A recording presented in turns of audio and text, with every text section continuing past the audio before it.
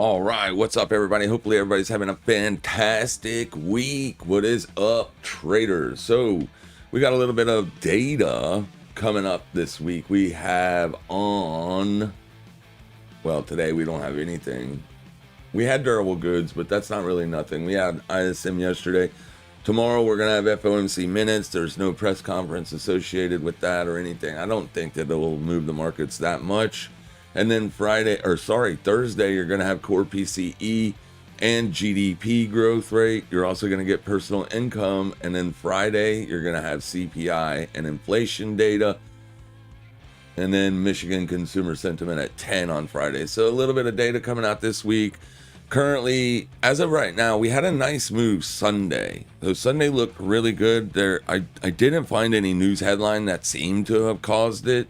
The spike, but we did get a spike in Bitcoin. It did leave the area. We also closed the daily candle above the 21 exponential moving average. And then yesterday we did literally nothing. We chopped sideways a little bit. This is your weekly range as of right now. So Sunday you had to move up, and then Monday you just basically chopped sideways a little bit. You did have an up move. But then going into the day, as you can see, once I get over into this price action over here, you actually closed the day down a little bit. Not really great. But this is typically what we want to see. So Sunday, there's your close above the 21 exponential moving average. And then yesterday, you retested it. Today, we're currently retesting it again. Let's just go ahead and make sure we have it in the right place. I always want to be on the close of the prior day, 68,485. We've got 68,448, so we can change it a little bit. It goes up about $40, nothing major here. Let me go ahead and change it though. 485. So essentially, I mean, if you're bullish or if you have a bullish bias on Bitcoin, you want to see Bitcoin hold here. You don't want to see it lose the daily 21 exponential moving average, and it currently has done that. So essentially, you're trading around yesterday's low, which isn't good because that indicates that price wants to test back lower into the deeper range, back under the 21. If we lose the 21, then I'm going to be upset because I closed my shorts on Sunday. Not all of them I did close. I closed the futures trades that I had open on Bitcoin because I was paying a funding fee and Bitcoin hasn't done anything. I've literally been in that position for 12 days, and every 8 hours you got to pay a funding fee or get paid a funding fee depending on what's going on. And up until that point I had paid, pretty good amount of money. Bitcoin does look like it wants to kind of move, but right now with the high volatility, the VIX being up as high as it is, you're going to see a lot of double-sided trade. You're going to see a lot of moves up, then you're going to see a lot of moves down, a lot of chop. Headlines are going to drive markets. They're going to drive order flow. So you can literally be a buyer and a seller every other day. You can be a buyer today, seller tomorrow, buyer today. It is crazy, right? So that's what we have to deal with right now. As of right now, it does look okay for a potential long setup. You're testing the April VWAP here, which is what we want to see. You had your expansion, your higher high on the weekly and monthly range. We're 7 days into the month of April. So that's also a pretty good thing. So right here's your April's price action. Let's go ahead and get a visual representation of the volume for the month of April. Your point of control for the month of April is currently trading down here at about 66, we'll just call it 67K. And in my opinion, 67K is going to be fair value. So you would want to be long here in and around either yesterday's low, today's low, or the April open. Now, that does not mean you're going to make money, but this is the only opportunity you have to become a buyer if you have a bullish bias. If you have a bearish bias, then you're going to be looking for shorts around the weekly open up here, as your VWAP on the weekly range is setting above price. Now you're well above. Let me see here. Yeah, you're going to be well above Well, no, you're not. Okay, so yeah, no, you're not. All right. This is going to be where the buyers are going to be looking to participate in the market. Your sellers are going to be watching up in here. We'll find out today who's right, who's wrong. Yesterday, we took a short on Fartcoin. As we closed out the Bitcoin short, we wanted to make sure we had some kind of position open to the downside. I like oil I think oil is going to be the best short, but it might not be today. And if you scroll out a little bit and look at what this is actually doing on a higher time frame chart, it actually looks like it wants to break out to the upside as you're making higher lows. You're making higher lows. So, I mean, it's got a long way to go before you could even say that you've resolved this range. Up in here, it does look like a better short. And we know that the world governments do not like high oil. But investors are what control the market. So it doesn't matter what governments want. The markets are going to do where investors put their money. And it does look like that the investors are currently trying to buy this. The weekend Sunday looked really good for the short, and the funding rate was paying the sellers extremely high. It was a really good short to put on Sunday, but I got stopped out of that trade yesterday. So, and today, let me get over onto the oil chart. Today, the funding rate is paying the buyers again. Whenever you have the funding rate paying the buyers, it just literally means that there are more sellers in this market than there are buyers. Now, if we go up here and look at the deltas, this looks like it wants to break out to me. You don't really have very many days of heavy sell side pressure.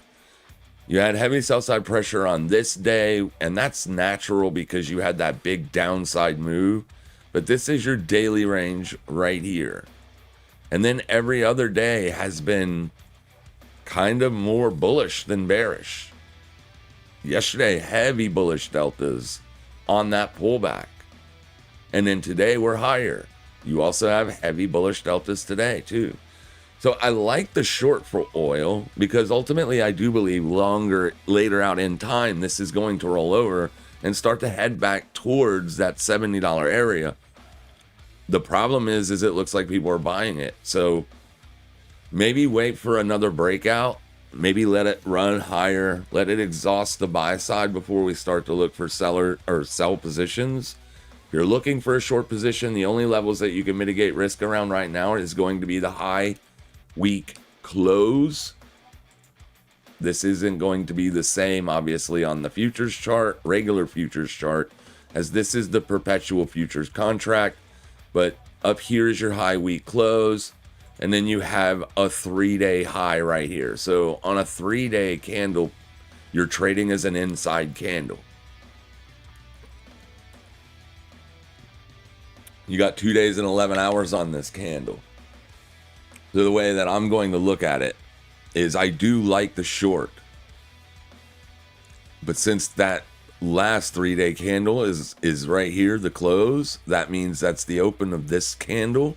As long as price is trading above that, this 3-day structure is bullish. The deltas say that it is also bullish. So I don't really want to get in front of that. I don't want to try to stop that or try to anticipate that it's going to stop. Now, with that being said, I can short here, right here, as long as price is trading under it. So I'm not going to allow myself to get chopped up.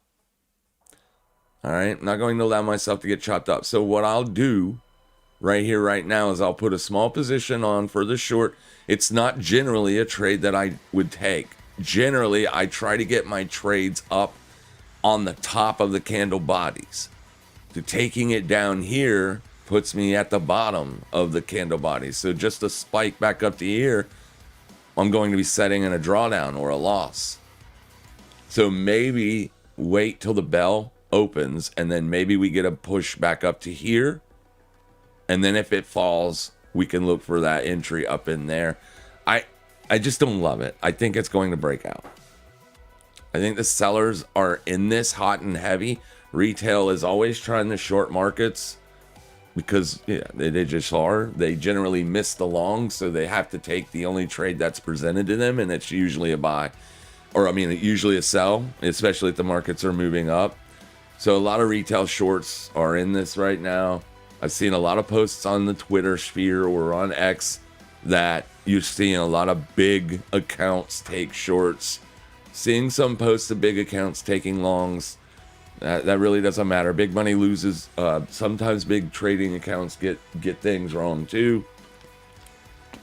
So as of right now, it looks more bullish than bearish in terms of indicators. But in terms of the macro, I do want to be short oil. I just don't think that run is over just yet. And then we need to see what's going to happen with the dollar. The dollar is driving order flow. The dollar looks like it wants to hold support here. Your daily EMA is all the way down here. So it's still poised for a bullish breakout. This is very bad for Bitcoin long term. The dollar breaks down, that would be good for Bitcoin.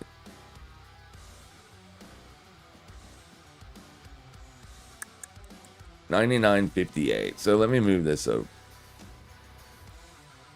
It's not going to be far, but all right, so that's where our daily 21 exponential is setting. As long as we're trading above the weekly low, we have to kind of respect the upside breakout. So getting long Bitcoin is not looking good in terms of oil and the dollar. But if we trade the chart and not use other assets to give us a bias, if we're only trading the chart, we would have to be more bullish here than bearish. That doesn't always work out, right? Just because the chart looks more bullish than bearish. And I'm not talking about the long-term chart. I'm talking about this week's range.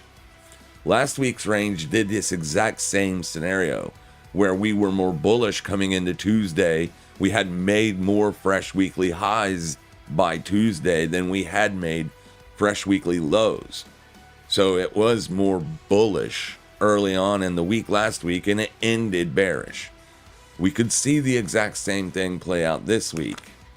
This fresh monthly open, really close to us. I definitely want to see demand show up here. And because we got that daily close above the 21, I also have to be a little bit more bullishly biased based on that. So essentially, I'm not going to put, I don't know if I'm going to be able to put on the oil short. I did buy Bitcoin yesterday. I posted in the Discord that we were going to be looking for longs around the low of day, which at that point was right here.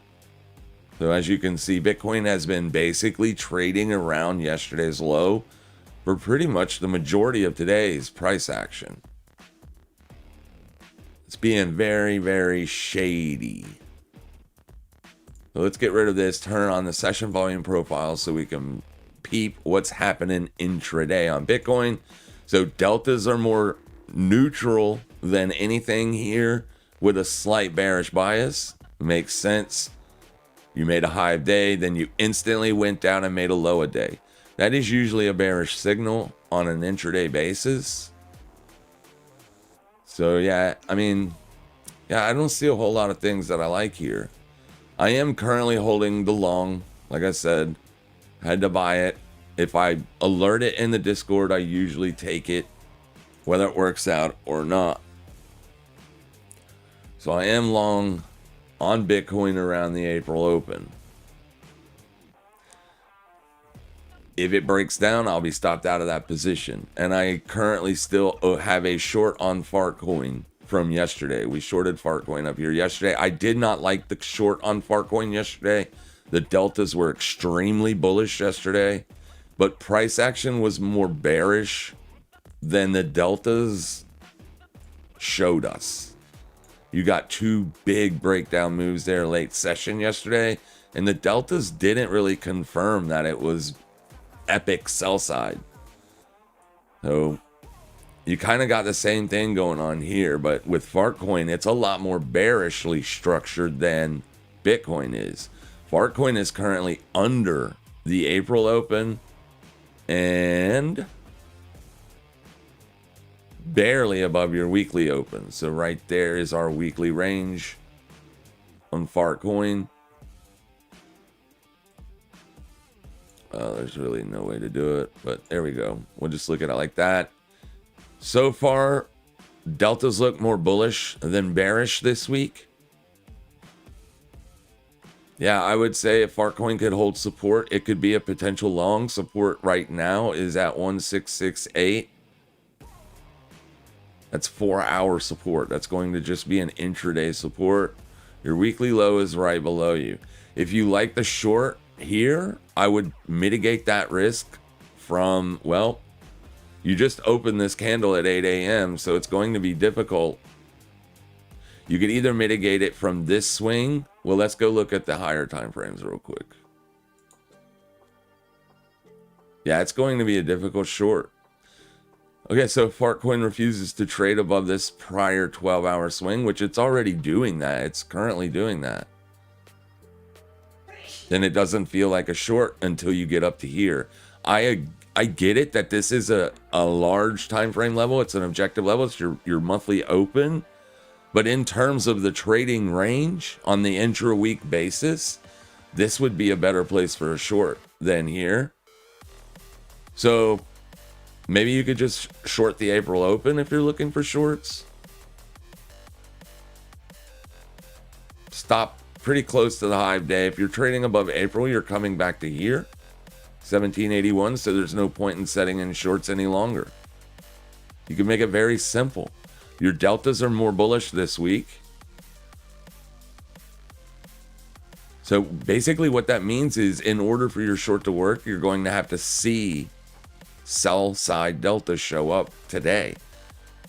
So the April open, I guess, would be the first opportunity or first good area to look for that short in terms of levels to mitigate risk. But I mean, I don't love it. I don't love this price action right here. This looks very bullish to me.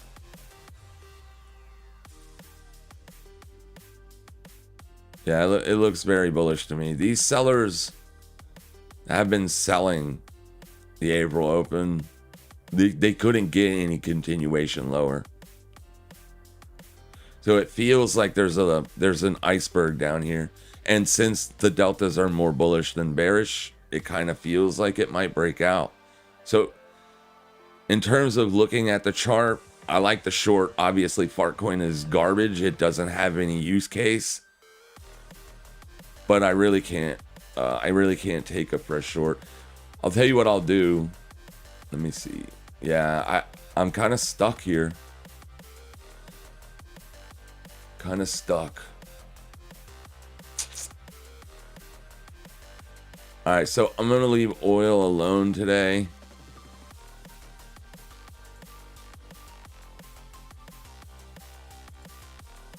I don't know, man. Let me think about this. Yeah, that's a lot more bullish.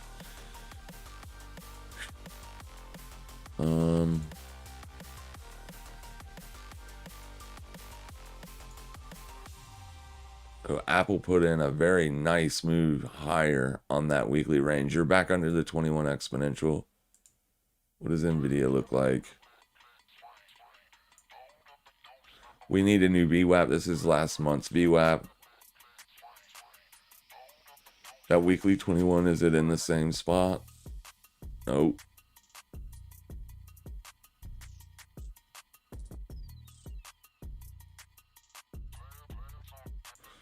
Here, let me get the exact price.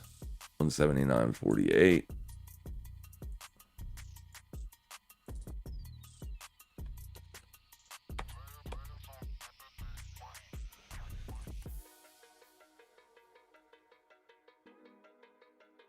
And then SPY should be...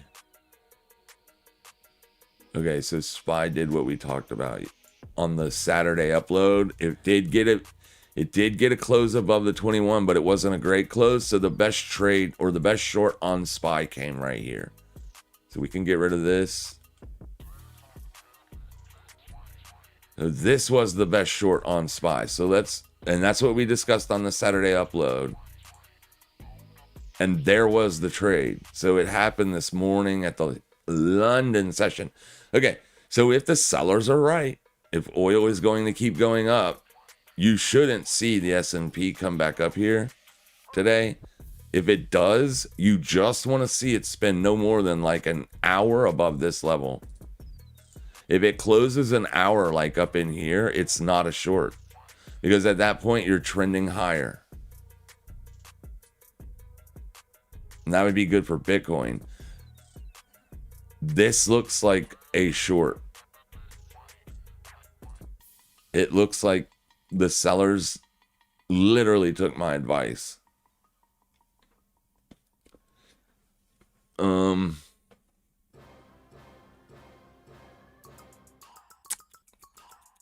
Yeah.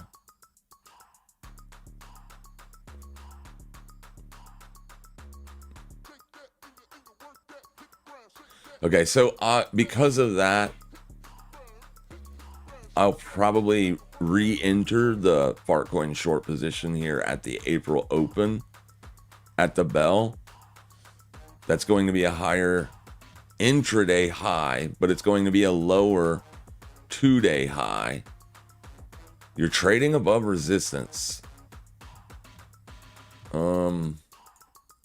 Yeah, I'll look for the short right here at the bell.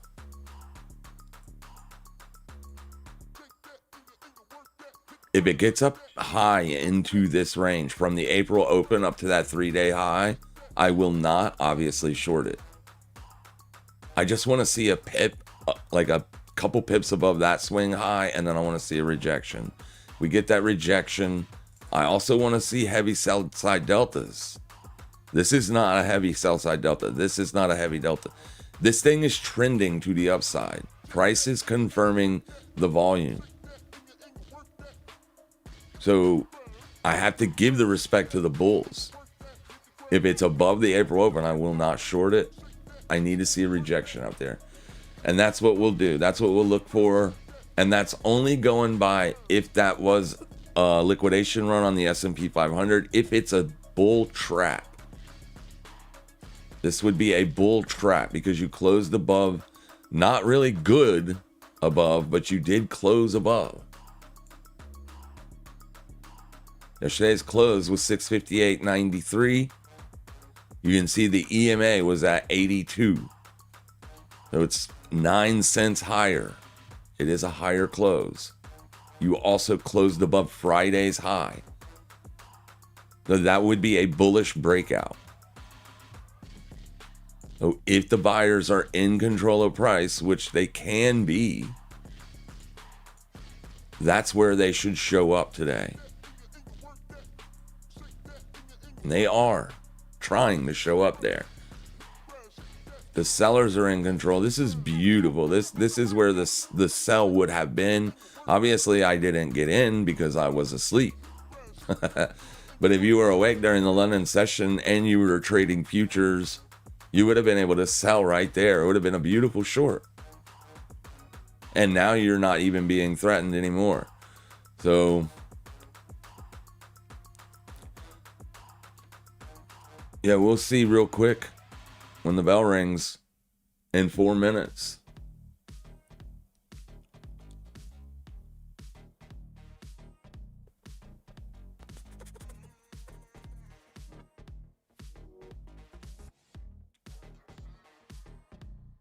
TLT still looks like dog shit. What does the 10-year look like?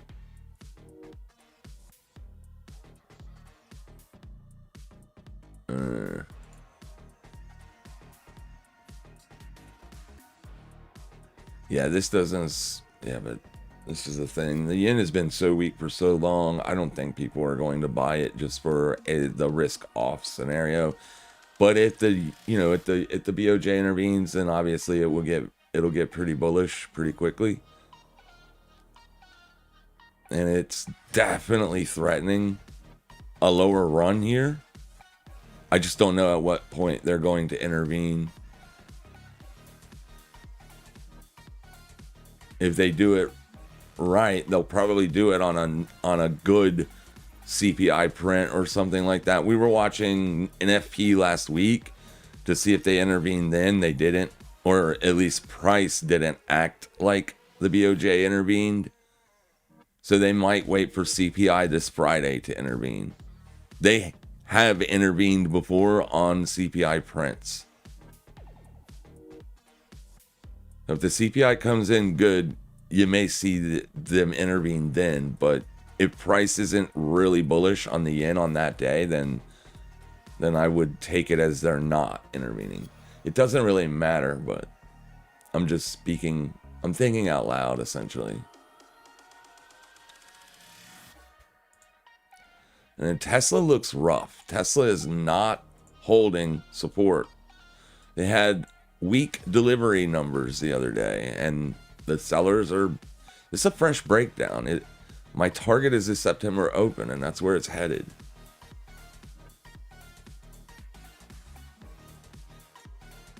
Yeah, Nvidia failed to break out above last week's high. It failed to get upside continuation. It could do that today. So essentially today could drive all week, the order flow for the entire week.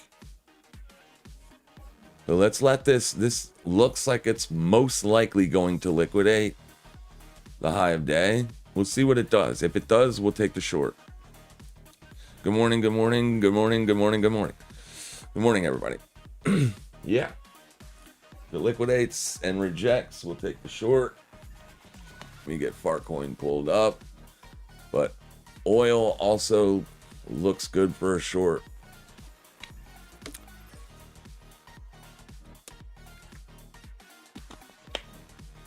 Just maybe not today. I'm going to miss that trade most likely.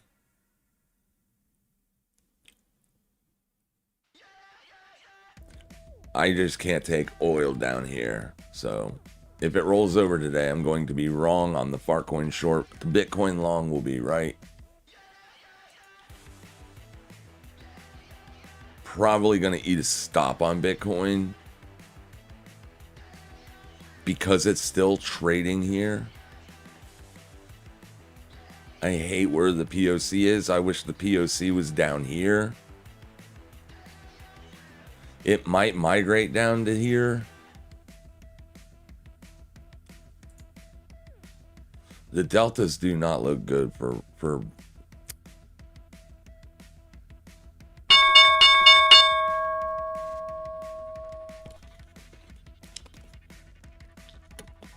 that's probably going to be the stop run there on Farcoin.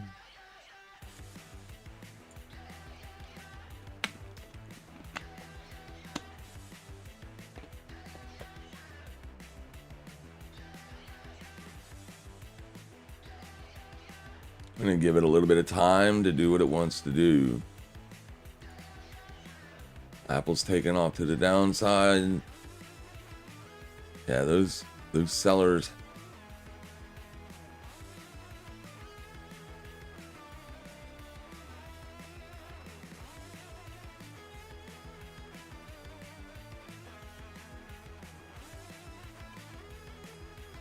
It's your weekly open. It's a key level, man.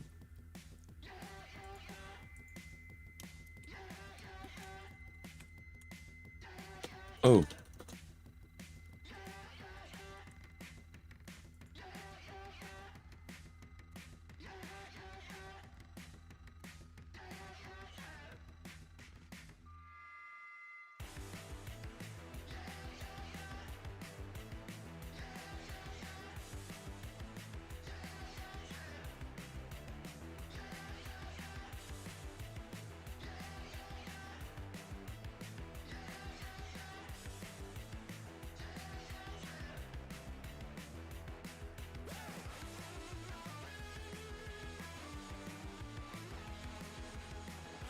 The buyers need to defend this area. If they're here, if they're ready to go, they need to defend this area.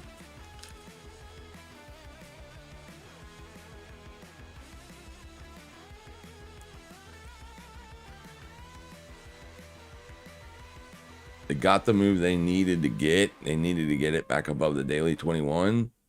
So we need to see if they're still here. And do they have the momentum? It looked like they started with momentum early this week. But today's the day for the continuation.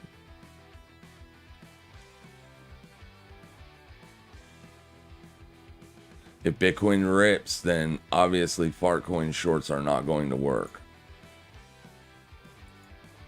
And dominance is kind of strong, so it's not strong, but you're not breaking down yet. Looks like it's going to.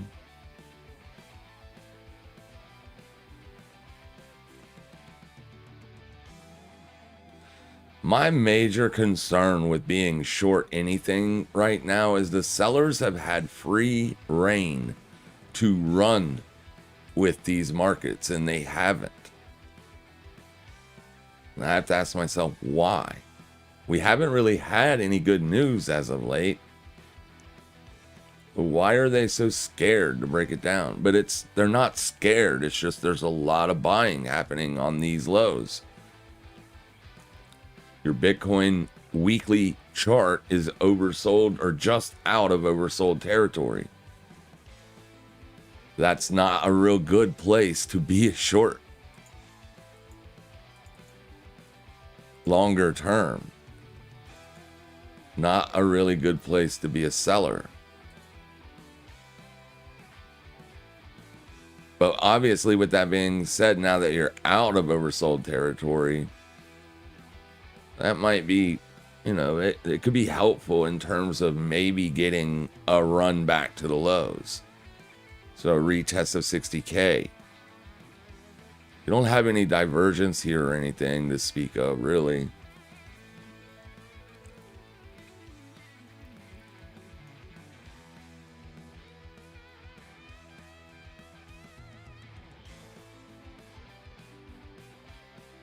Yeah.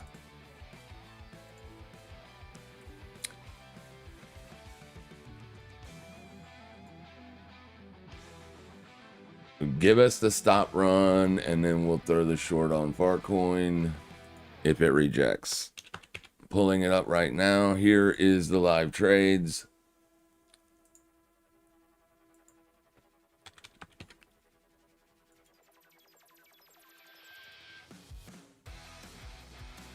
You see, I already took profits on Fartcoin yesterday.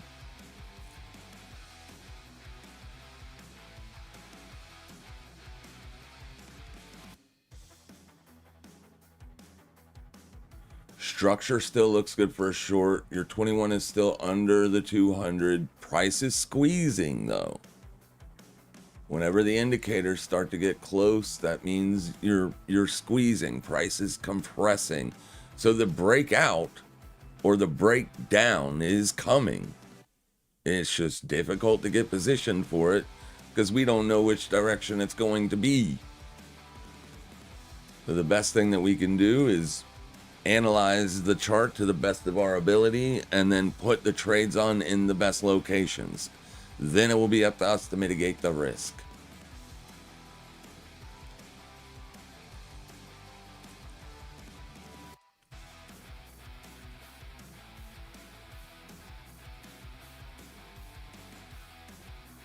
We haven't liquidated the high yet. It's doing that now or not quite.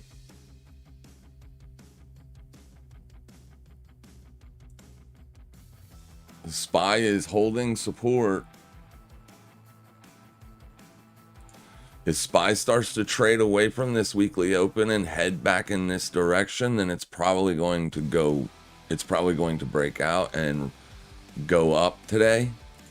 So this is a huge level. The SPY needs to break down and start to trend lower in order for the Fartcoin short to work out. Generally speaking, obviously the SPY and Fartcoin are not inversely, they're not correlated. They're not correlated. They're not inversely correlated. They trade on their own merits. It's just, I kind of want to know what the SPY is doing because it gives me a feel for the entire market. Is it more of a risk on, risk off tone? The dollar is poised for a breakout. Oh, that's more risk off. The fact that SPY is testing support, that is more risk off. I do not want to be a seller on Farcoin unless the market feels more risk off, and it does. So that's basically all I'm talking. That's basically what I mean when I say stuff like that.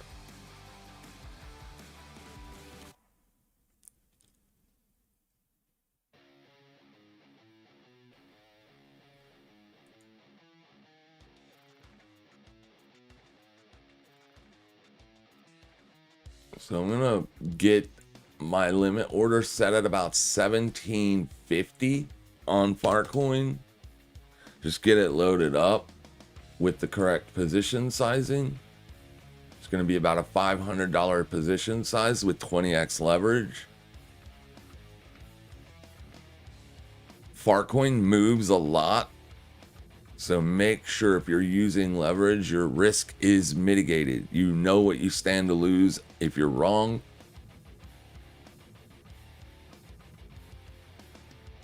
It is taking its sweet time this morning.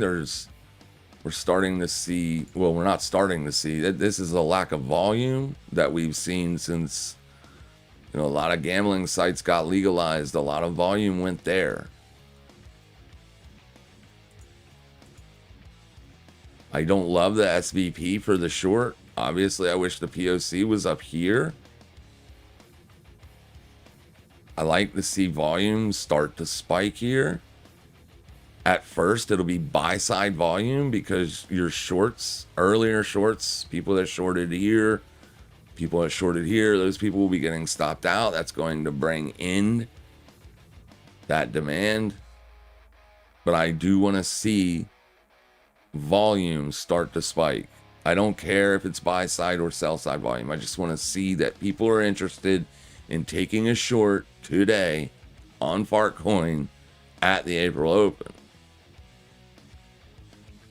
Or have no volume up here. That's also okay with me. I don't want to see mid stuff.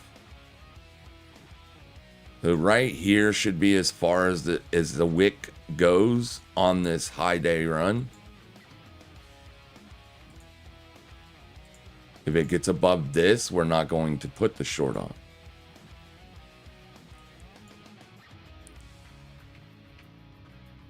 We're 10 minutes since the bell, so we're getting close.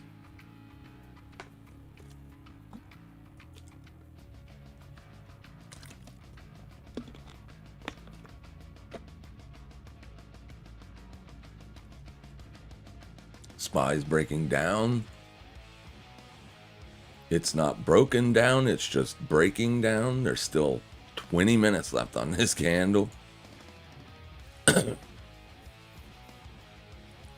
And that breakdown could be a trap. Still quite early in the session. Good morning, Heath. Could you look at PLTR? Yeah, I will in a second. I'm trying to get positioned here.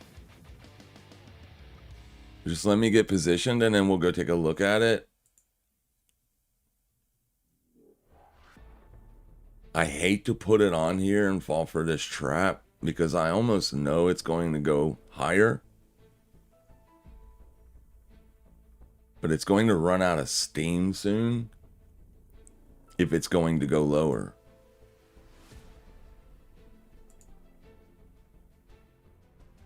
You're trading already well above everything in terms of, yeah, I mean, if it's going to roll over, it's going to do it really soon. So you might have to go ahead and open up a small position and just to get a feel for what's going to go on here.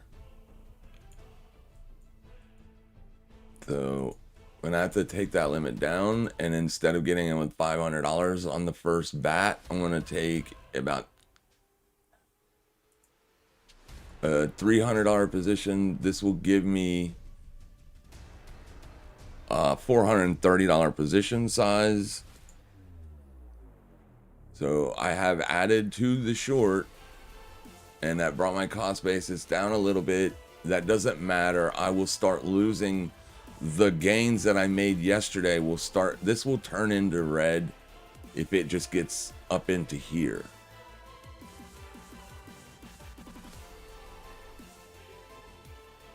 But that's a position size I'm okay with holding until that high of day spike happens, because the fart coin spikes can be large. It can be very big. And we don't know that it's a short. Literally everything is against the short. The deltas are against the short. The only thing that is for the short is price action and structure. The indicators say it is not a short.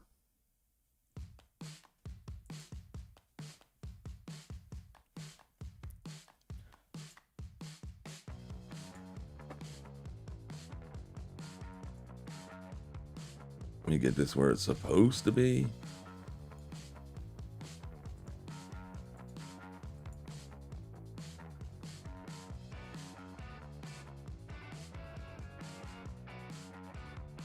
As long as it stays under this, we're okay. If it starts to trend above this, we're going to be wrong.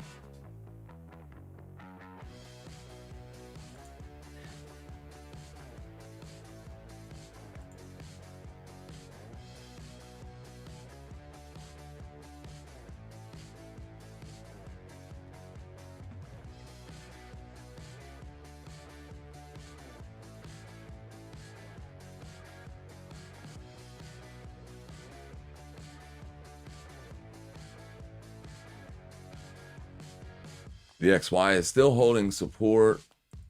The VIX is currently trading at 2582.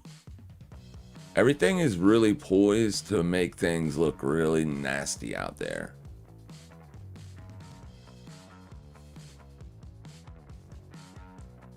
I think that the day Iran says, yeah, let's make a deal, is the day that the bearish trade probably stops working.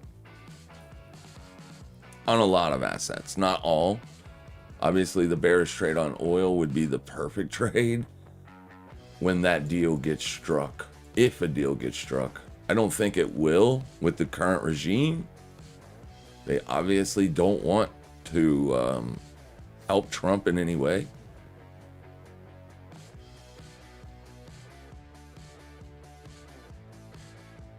We don't really care about politics. We care about price. The reason I went ahead and took it also is because we've spent almost like 15 minutes in this area. I think, I don't want to wait for something that doesn't happen and then not get in on the trade. I'd rather take a loss and be wrong on the first attempt because I still have 2 more shots at it. The way that I have my risk adjusted for anybody that's new is I risk $100 a day to try to make $300 a day every day. So I split those trades up in $30 increments, essentially giving myself 3 attempts to lose that $100. So I'll lose 30, lose 30, lose 30, then I'm done for the day, right? Because my bias is wrong. We generally know pretty quickly if we're right. When we get in the position, price will tend to go that direction if we're right.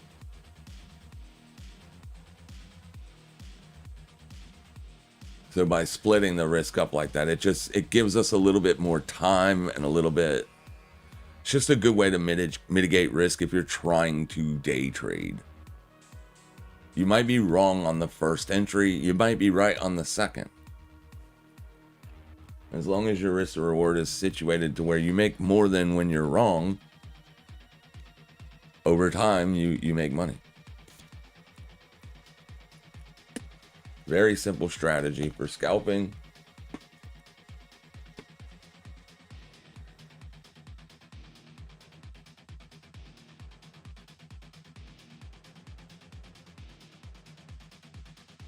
And sometimes, if you're positioned correctly, sometimes you can be wrong and still get paid. Sometimes you will get like a volatility spike in your direction, then you take profits, and then whatever happens for the rest of the day, it doesn't really matter because you've already gotten paid.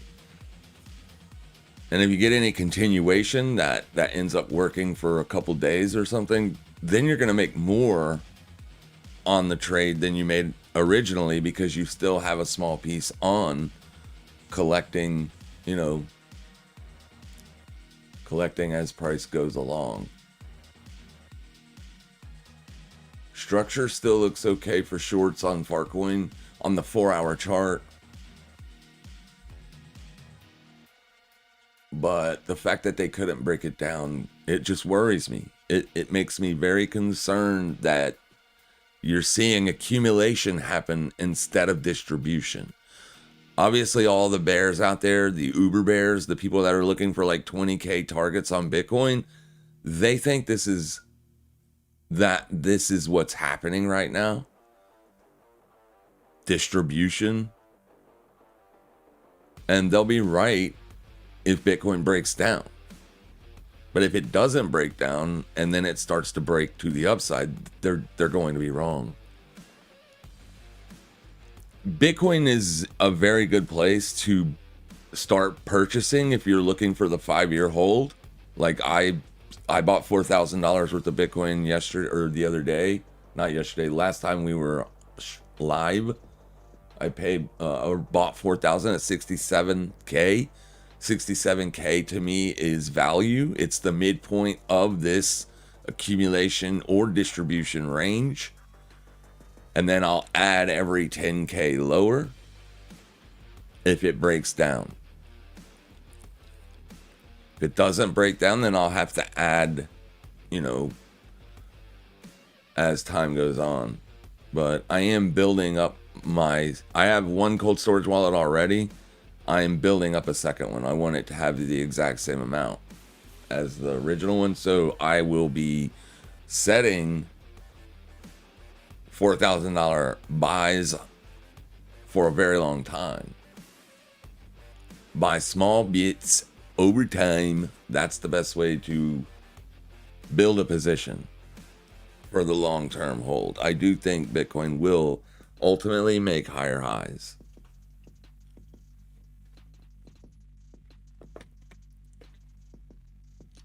If it doesn't make higher highs in the next 4 years, then I'll be wrong and I'll seriously think about closing it down. Or at least shrinking the position size.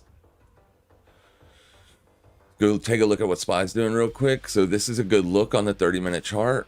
Obviously, we want to see it trend below the pre-market lows.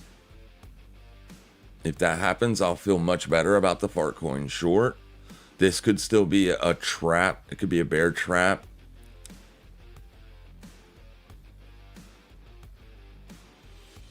So basically, when the next 30-minute session starts, I do not want to see it like come back above the weekly open.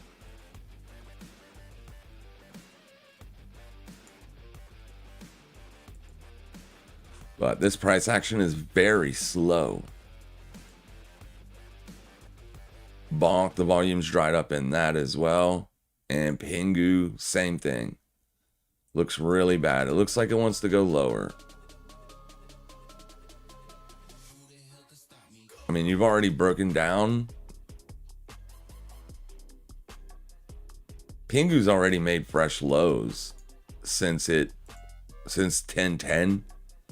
We were short Pingu on 1010, so we had a 80% trade there. But it's already made fresh lows. Oh, Pingu looks really bad. It looks like it wants to break down and go. But these things, a lot of them have been sold off so much, you're making fresh all-time lows. So there's just not much juice left to squeeze in the crypto world to downside trades. I think the risk for a lot of these things are to the upside.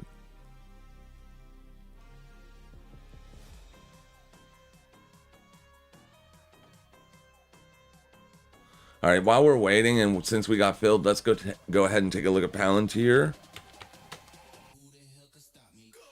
So you lost your 200-day EMA. Makes sense, right? A lot of things are down off the highs. This would be considered a bear market. Yeah, you're 29% off the highs. I mean, if it was the S&P, you would be in a bear market, but Palantir is a very volatile stock, so it looks bad on the daily. It looks fine on the weekly. In fact, I would argue this is still a strong bullish trend, but it's losing momentum. You definitely want to see if you're holding long term on Palantir, you don't want to see a lower weekly close. You want to see weekly closes stay above 143.06.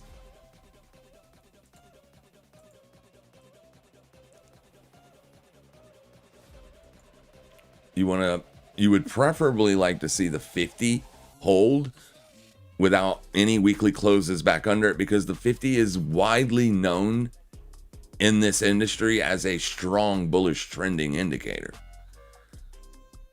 Whenever you lose the 50, that indicates that the asset is no longer strongly bullish and trending. It could stay choppy in a larger time frame range, but you don't want to see it lose the 50. It lost the 50 briefly here, but it got it right back. So this is what we would consider as a reclamation. We want to see support hold moving forward. So you don't want to see any pushes deeper than this. If you do, you could be looking to make fresh 2026 lows and looking to retest the 100-week EMA. All right, Farcoin's on the move.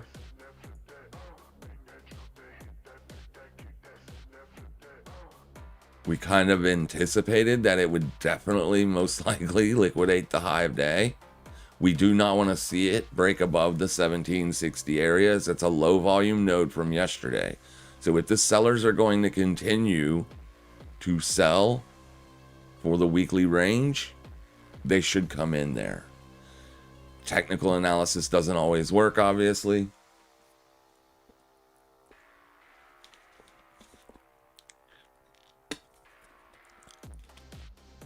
But like I said, the deltas this morning did not look good for a Farcoin short. The deltas are extremely strong here. It looks like the buyers are going to be the winners today. But that's what it looked like yesterday too. And the sellers did ultimately end up holding the day.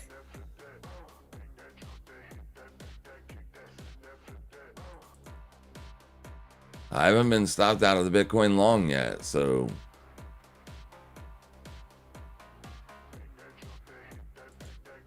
and SPY is holding support. This is what we have to be worried about here. Everybody is bearish right now. The main market participants, massively bearish. Crypto, you're in extreme fear. Stock market, you're in extreme fear. Everybody is bearish. This is generally when big money goes in and starts to accumulate. This is when they start to build a big position.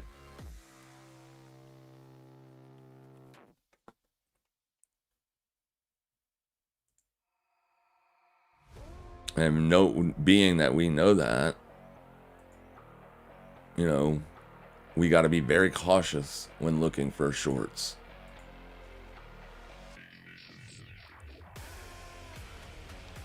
April's open. Good place to be short if you do see the month of April get a big breakdown.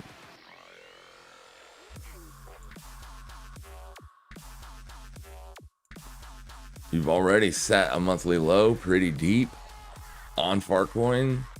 So this could be looked at as a rejection lower.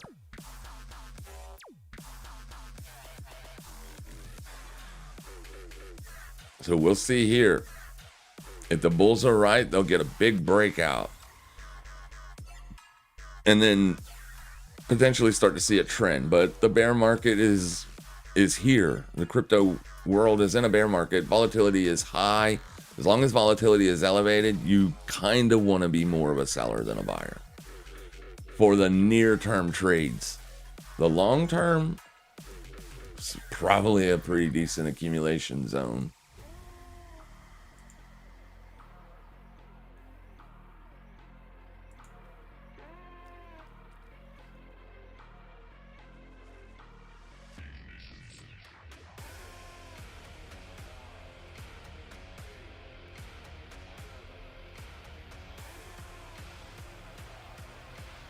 I think we're gonna FAFO here in just a minute.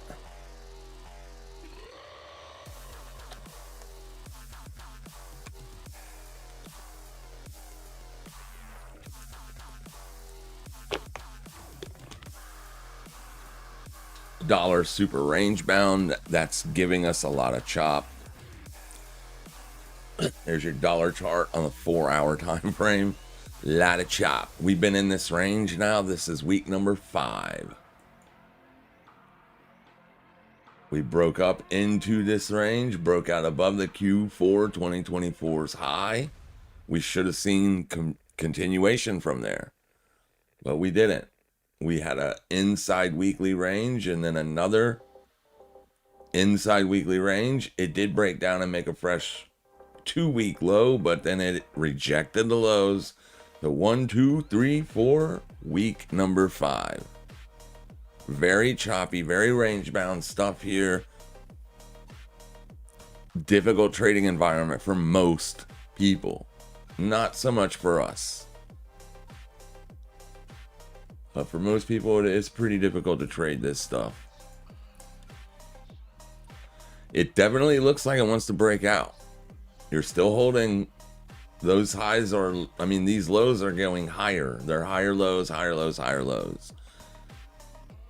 So if it breaks out above Q4 2025's high, you could see a multi-month move on the dollar up. And that would probably take risk into the bear market. You would probably see Bitcoin break down. You'd see SPY head lower. SPY's lows are only like less than 10%. So from high to low is 10%. It's not, you're nowhere in bear market territory yet. All right, so there goes a break under support and a fresh lower daily low.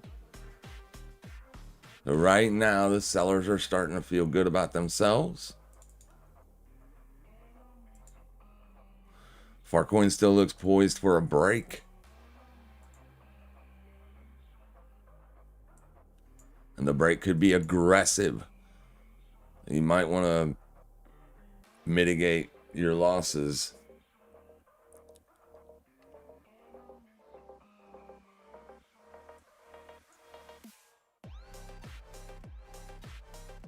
Bitcoin is heading lower, just like SPY. So Bitcoin's coming to make a fresh day low. That is most likely going to stop me out.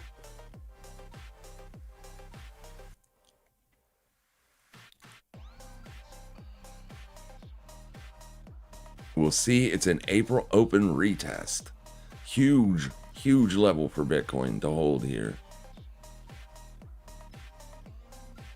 So basically, I'm mitigating my own P&L by being long Bitcoin, short Fartcoin. If everything works out perfectly, and it doesn't always do that, then I'll eat a stop on Bitcoin and Fartcoin will pay us. Or vice versa. I'll eat a stop on Fartcoin and Bitcoin will pay us. But it usually doesn't work out that perfectly. Usually you're going to get some sideways chop. You can end up eating too many stops trying to be cute like that. Good morning, Nick. Good morning, Prediculous. And Liquid. Not yet. Almost. Almost. Got to get above 1742 to make that fresh high day liquidation.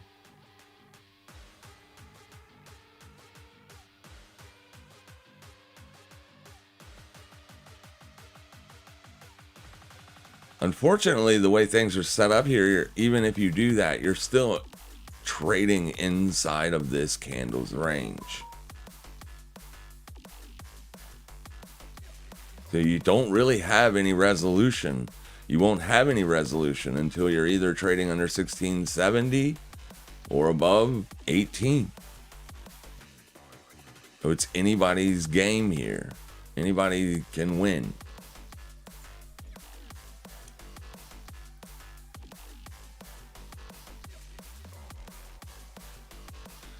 Ridiculous says, classic case of buying a stock and hoping for a takeover. Yeah, I mean, but that's basically how it works, right? That's what people do.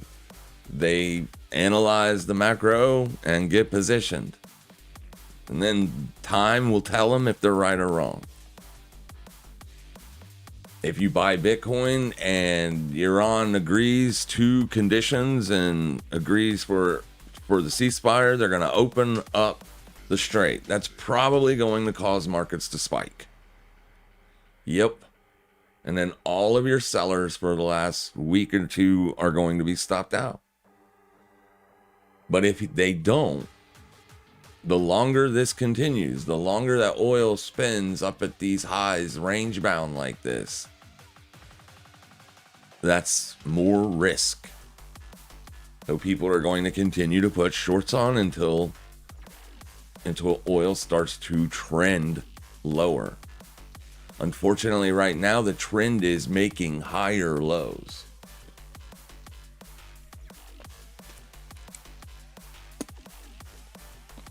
A lot of sideways, choppy price action to liquidate people. Only the good risk managers will survive. But Bitcoin's so close now to making that fresh day low. Meanwhile, Fartcoin is still threatening a fresh day high. Well, not so much anymore, but it's still anybody's game here. SPY is currently trending to the downside.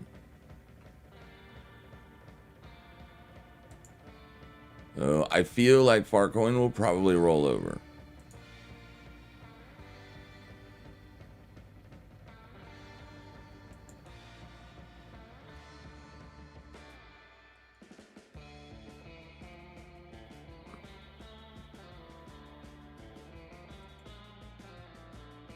So this is going to be the low side day liquidation on Bitcoin. Depending on how aggressive that low side spike is, will determine what I do from here.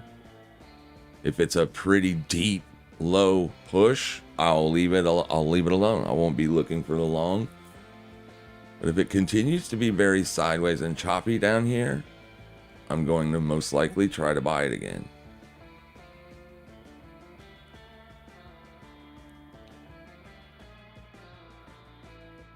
The trending move would be helpful.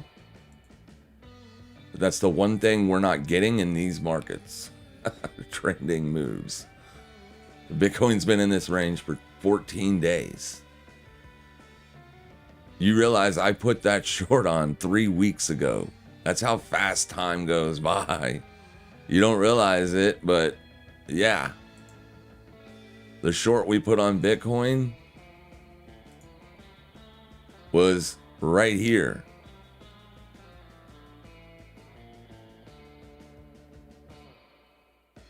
If we go into the daily time frame, that's right here.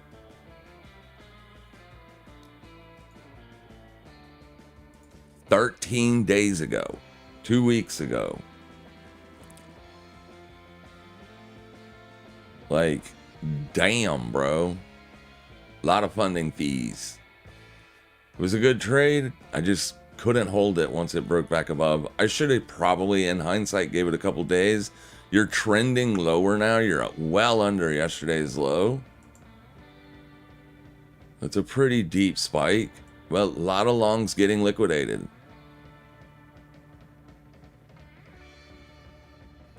Yeah, I'll probably leave it alone. There's Fartcoin. Finally, we got a lower 30-minute low.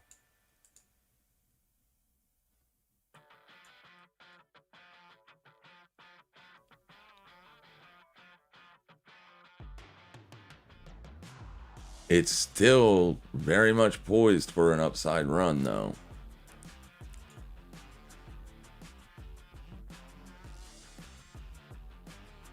Yeah. Thursday, I keep forgetting Friday was Good Friday, was a very bullish day for the SPOOs. That's essentially what we're trading in. I'm pretty sure Thursday's... Nope. Okay, so never mind. I was going to say Thursday might be the entire weekly range, but it isn't, because here's Tuesday, Monday, so no. Yeah, like if you're looking at the last 2 weeks of price action, that's Monday of last week. This is a very shallow pullback. Very shallow. I wouldn't call this like melting by any stretch of the imagination. Very shallow pullback. But the best short was perfectly where I said to do it at. Like, you can't get any better than that.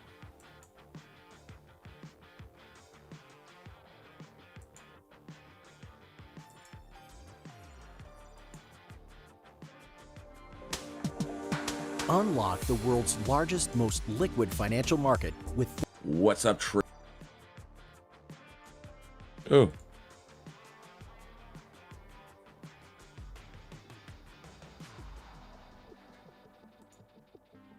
This is what I did. We're going to need to see some resolution to this. You could be a little more aggressive if you so choose, and the more aggressive trade would be to fade risk or short the SPY. Because it's still closing days under the 21 EMA and is currently trending down, I will say that if you go this route, maybe wait one day, allow the S&P to close above the 21, and then try to position with your short at that day's high. Because at that day's high, the day that closes above the 21, which was yesterday. So, I mean, that's a pretty decent short. Your entry is literally at 659.72. If you shorted it at the London session this morning, so you can take profits. That's a pretty decent move. All right, back over to Fartcoin.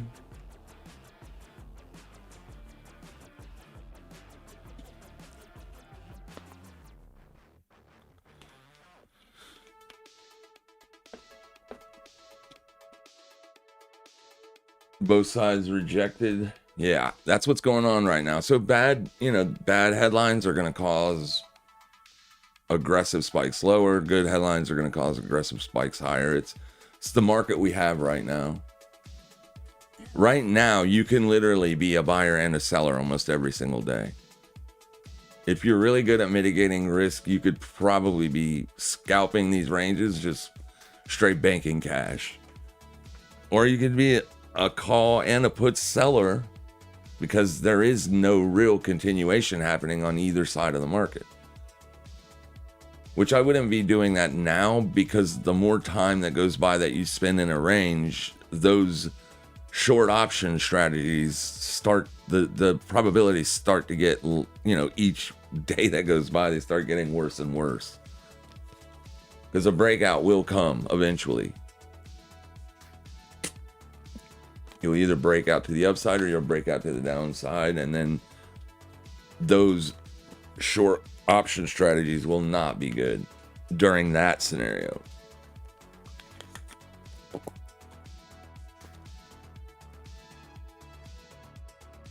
Most people are holding their breath right now. They don't want to see the SPY break down because they know that it's going to be a very large breakdown. There's so much leverage in the system right now.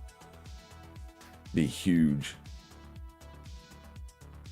I'm surprised, and a lot of people are. A lot of 20, 30-year vets are like, this is very crazy price action in the SPOOs. This thing should be down 20 with the VIX up 30. Like up at the $30 handle. The S&P should be down at least 15%.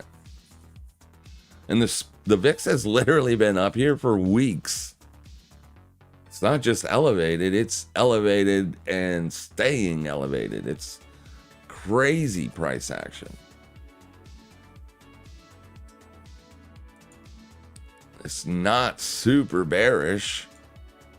It is definitely not bullish either. So there's Bitcoin giving you a trending 5-minute candle lower.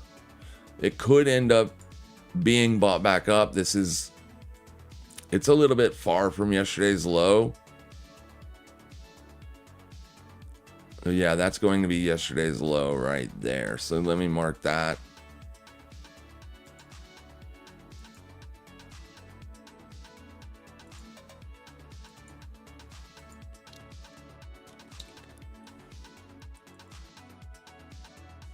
Because as long as you're trading under this, you're trending lower.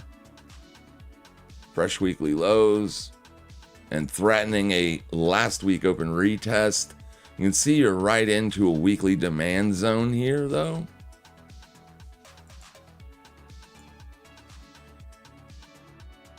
It's not a great demand zone.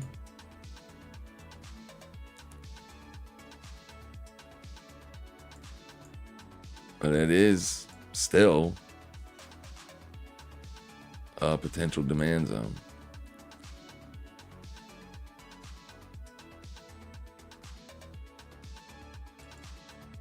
I'm going to set a take profit on Fartcoin.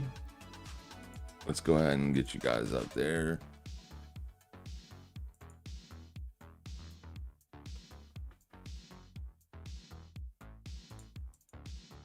Let's set a partial.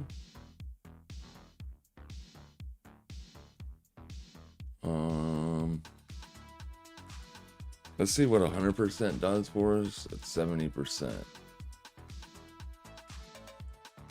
72%.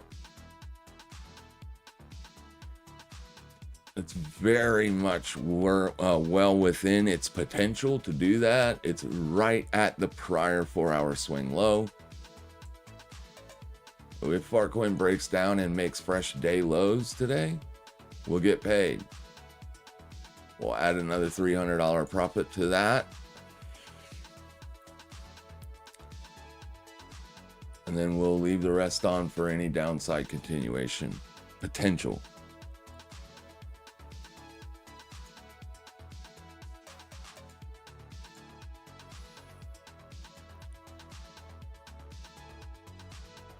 Think the Fed wants to see leverage washed out before they step in and lower rates?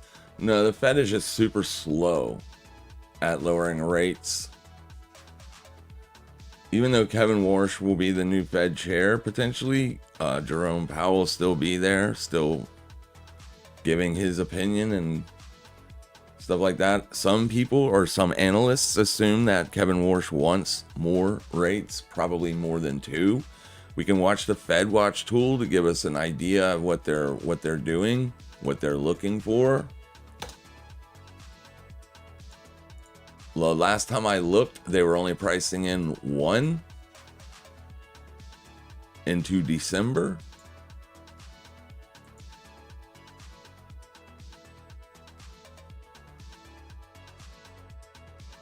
Right now, they're only pricing in 1. But there's a 32% probability that you do get 2 by December. And then for the rate hike proponents out there, it's literally a 1.1% chance. That is so slim. I would take that bet all day long.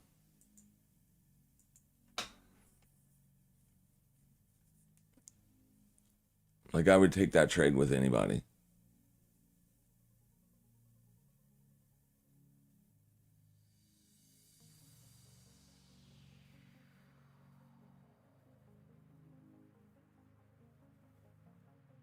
That's probably something on the Kalshi or whatever.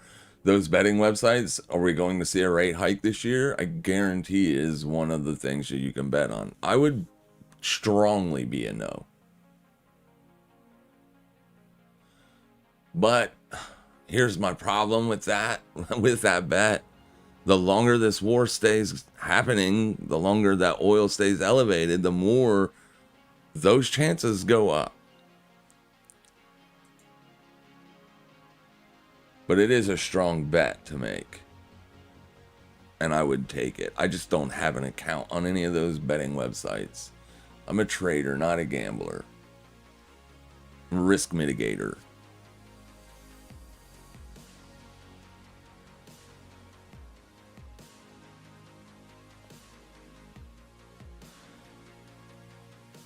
Housing still too expensive. Yeah, but I mean, that doesn't really, I don't know if that's going to affect the markets.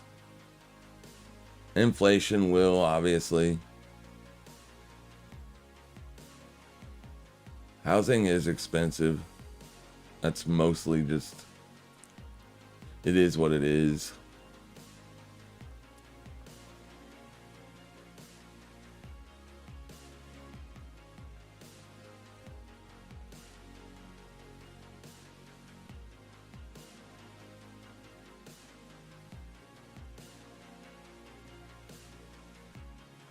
There still is affordable housing out there, though. I mean, I just got an evaluation on a 3-bedroom, 2-bathroom condominium in Florida, like less than 4 miles from the beach. And it's 190 to 210. With like, I'm not exactly sure on the square footage. I didn't look to see how much square footage was inside of it or what he came up with. But just going by an estimate, I would say it's close to 1,800 square foot of living space. That's not that insane, in my opinion. I mean, she paid 50 for it 30 years ago. So yeah, it's up, but it isn't like, I guess it's just going to be location based, right? Crime rates, statistics, things like that are going to affect housing prices.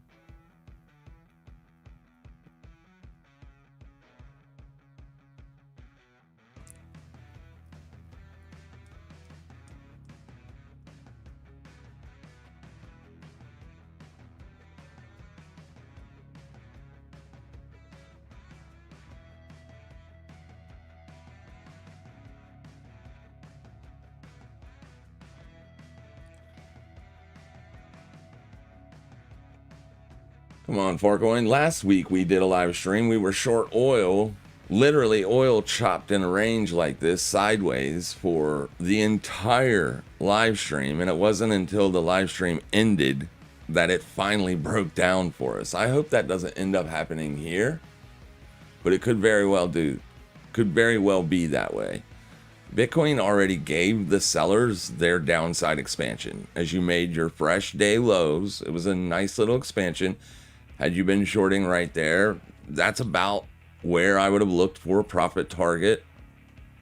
It's not quite what I look for, but that's why I'm in Fartcoin, because Fartcoin can do that easily. Fartcoin could do 2% easily.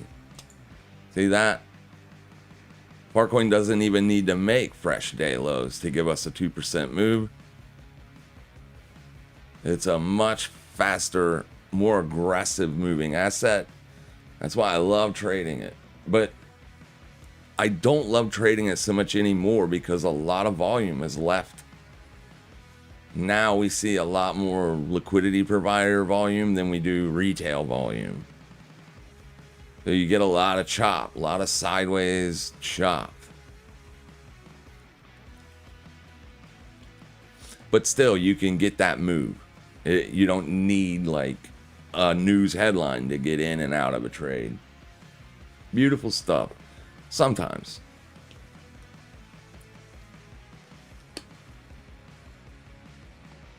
The dollar is heading back down towards the low of day.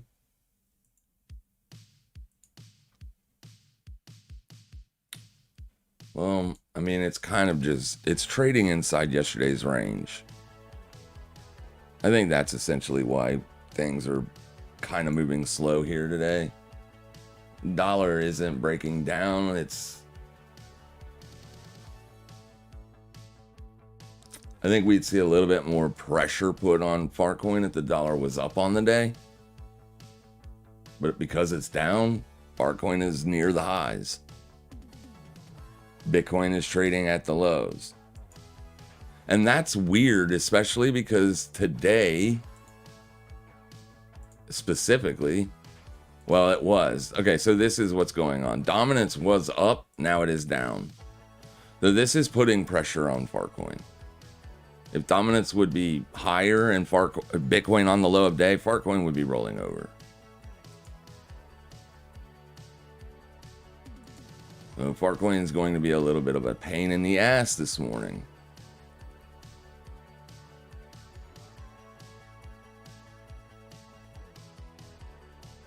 Little bit of a pain in the ass. Even Ethereum is on the day lows, or closer to the day lows. It's definitely not up at the day high. Just one of those scenarios. That also makes me not want to be very bearish on Bitcoin down here.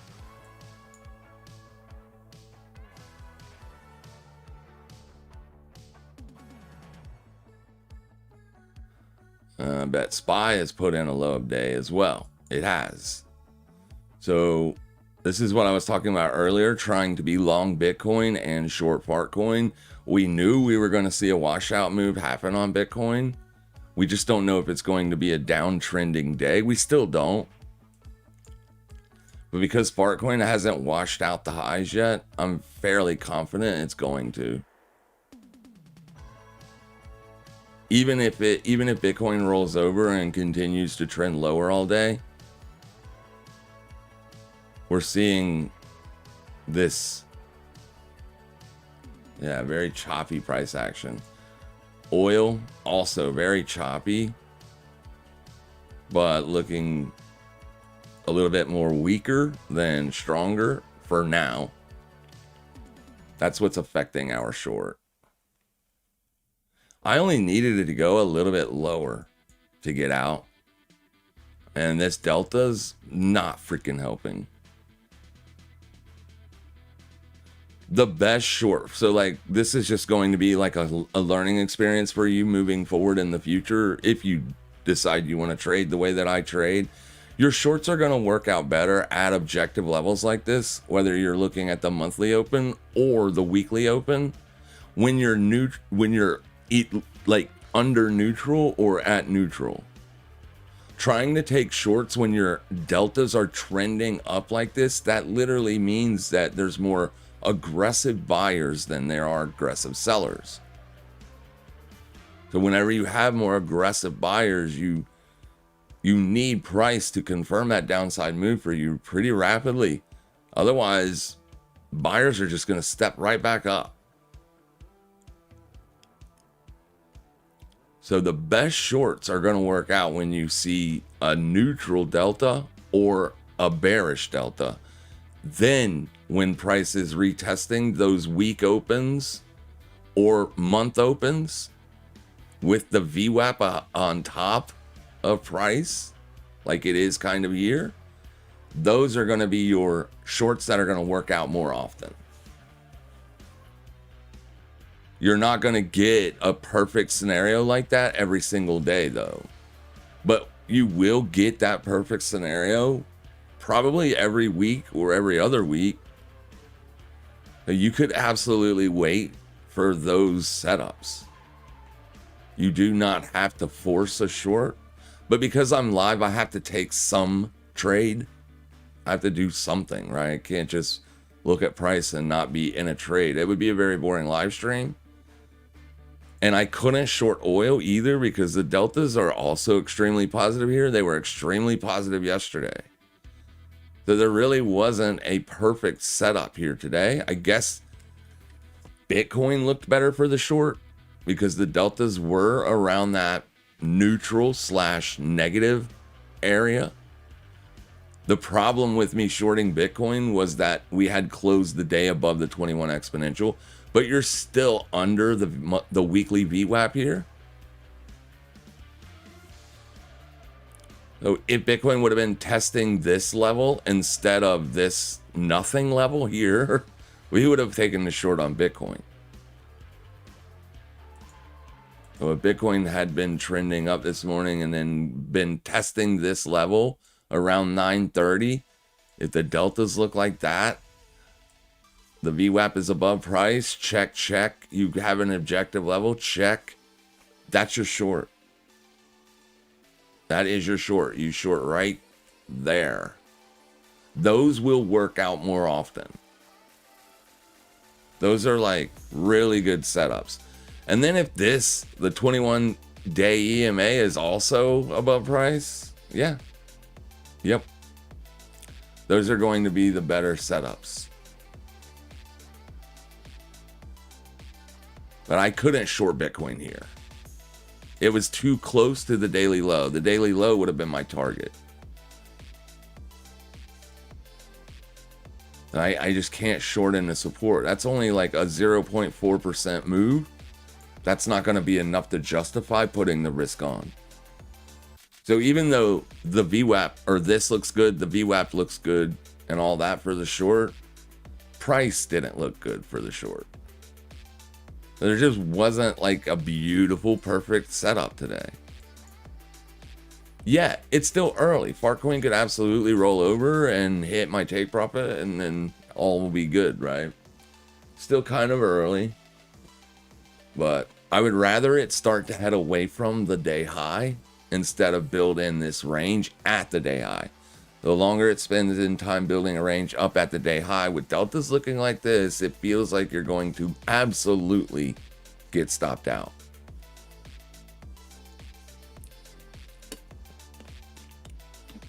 And then you could just simply code that, set your AI Claude bot to do that. I mean, you can back test it. You'll find those are going to be the best high probable scenario setups that you can find for day trading. They still won't hit all the time. It'll still be, hit or miss, but if you apply all of those rules to your trading and only trade when you have those clean, clear setups, your hit rate is going to get much better than just entering and exiting trades all over the place. You're going to get consistent, then you're going to be able to see that equity growth over time. You're going to be just fine.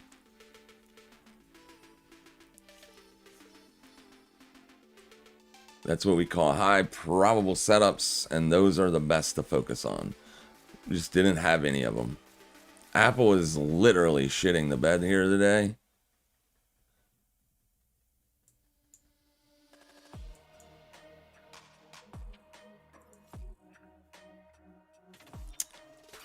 Yeah, that really sucks because we did have shorts on Apple last week. We were early. Early means wrong in this business. But there's that move I was looking for last week. I mean, we did get it last week. We did get the move in our direction, but just no continuation. Came right back, stopped us out, and now it's puking. Apple is a very difficult trade. It does this a lot. Nvidia still looks fine. But if Apple's nuking like that, I would say these things are going to follow soon. Tesla's on the lows.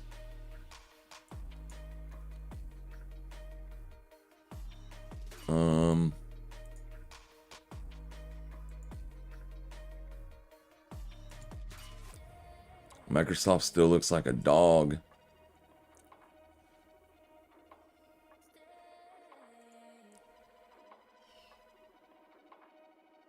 Amazon still looks okay for a short.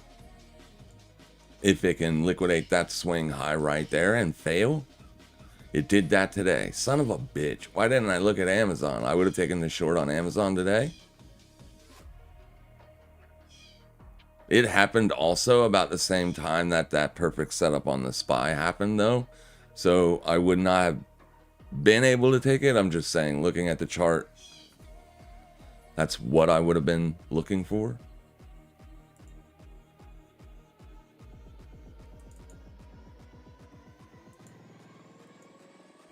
Even the deltas look good on Google. What do they look like on Amazon? Yeah, deltas look good on Amazon for the short even.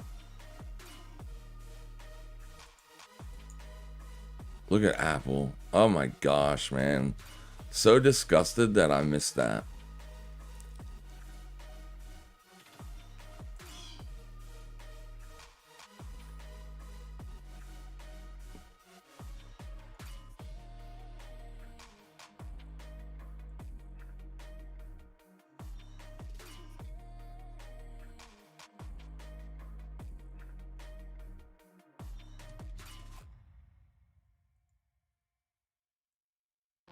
Okay, so you got gap fill last week on Meta.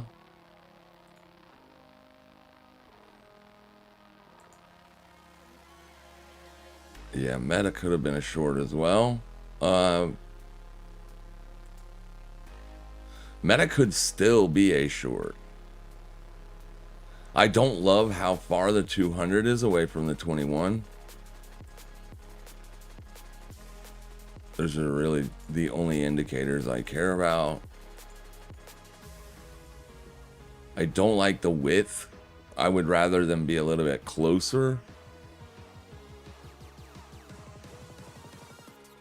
But it's not a perfect setup.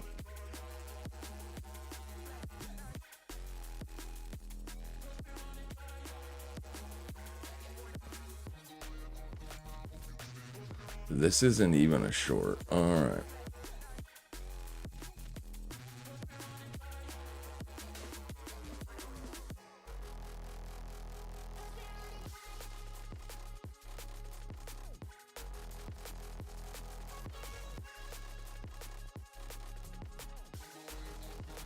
Here, let's just watch that. Moving forward this week, AMD could potentially be a short. If it holds there, deltas look okay. They're not extremely positive, at least.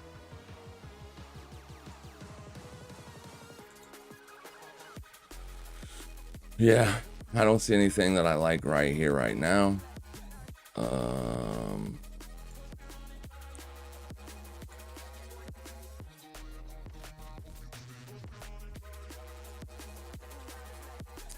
Yeah, Palantir could be a short. It's closer. The moving averages are closer. I just don't like where it is now. If it can reject that level, give me a retest of this level and reject, I'll tell you what, I'll do one even better than that. If Palantir, shorting the day open would be a risky short, but I'd be willing to put a short on. It'd be a risky short here or here. Here would be my favorite place. So if Palantir tests 148 today and fails, I will be looking for a short there. Let me even see if it's even worth my time.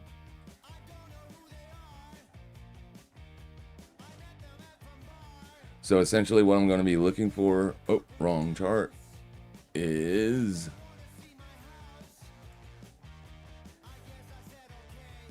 right here. I want to see what the parameters are. If I can even get into a position size big enough to short. And the answer is no. Literally 20. That's it. I can short 20 contracts. That's not enough to even... It'd just be putting capital at risk. I mean, you would need a 3 or 4 day move to the downside to generate $300 with that small of a position size. Apple, you can take a large position size. You can day trade Apple. You will be able to day trade Palantir eventually. But I mean, there's not many people trading this.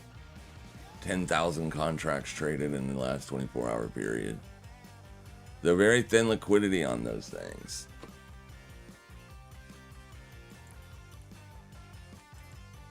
Farcoin is looking okay. At least it's backing off the high a little bit.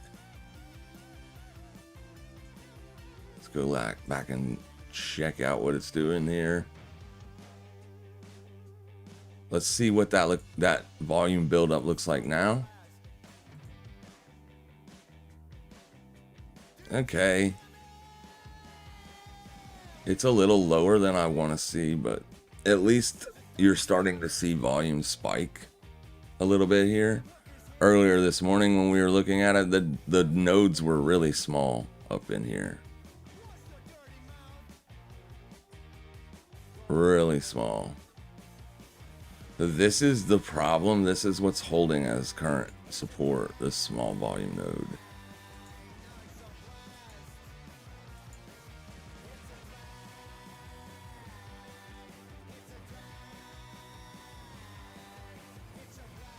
So today, basically, that's where your two potential areas of interest are. So like if it bounces off of this again today and glides up to here, this would be the last area that I'd be interested in a short on Farcoin. You get above that, it's going higher, and it's not a short because the deltas are super bullish still. They could be wrong. The buyers could be wrong. Absolutely. Like, this could still roll over. It's just, I would like the deltas to be on the side of the analysis. And they're not. So because of that, we're probably just going to see a lot of chop today in Farcoin. Yeah, if it could break down and start to give us a sizable move, then those people are going to get, all these longs are going to start getting stopped out. And then that could force a move lower. Ugh.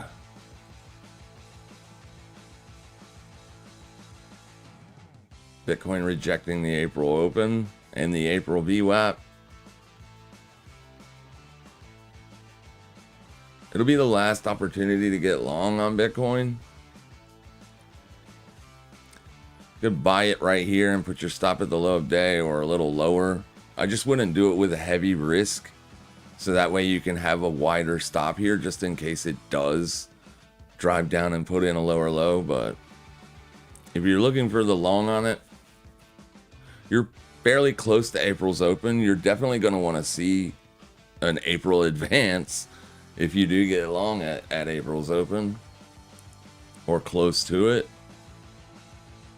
But it's still kind of really early in the month. And you're right in the middle of the monthly range, which is terrible. Terrible. Terrible place to try to put on a trade. This is the kind of stuff that stops traders. Though, especially when you're a directionally biased trader. It's that expanding wedges. This stuff right here. If you start doing that, traders are just going to get absolutely annihilated. Directionally biased traders, that is.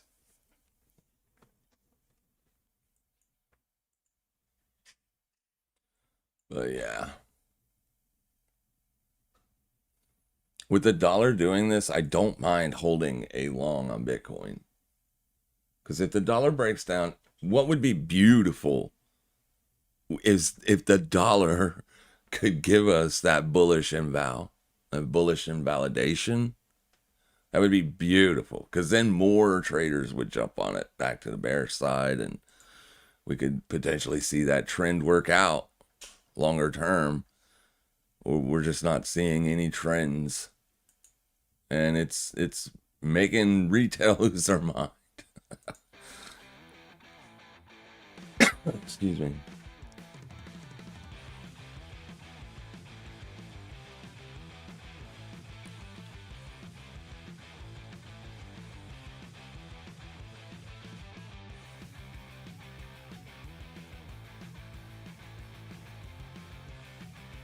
send Bitcoin to 30K and be done with it. I don't want it to go to 30K.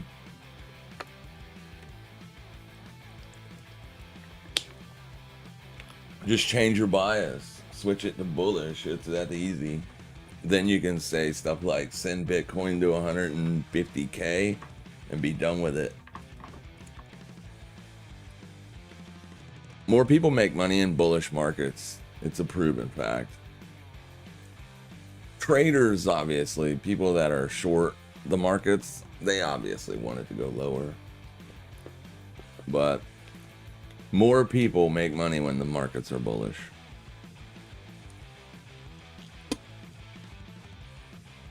It's just better for everybody. Because it's easier to get long whenever you have pullbacks. And volatility, though, it does provide opportunity. Sometimes.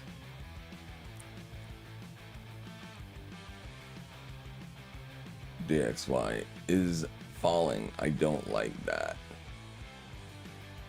The US oil, it actually looks different than Brent crude.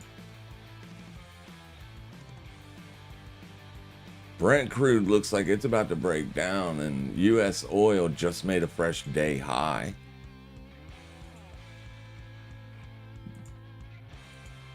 Like, you're up here on the highs on US oil. This is WTI. Looks completely different than Brent crude.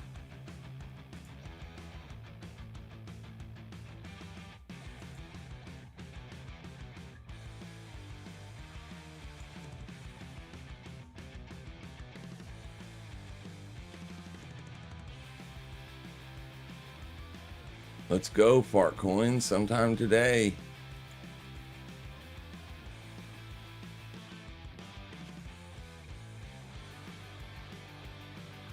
Commercial real estate is even worse, especially multi-fam housing. At least in Florida, it could be a big bubble to pop. Like I said, I don't know. I don't buy office space or anything like that.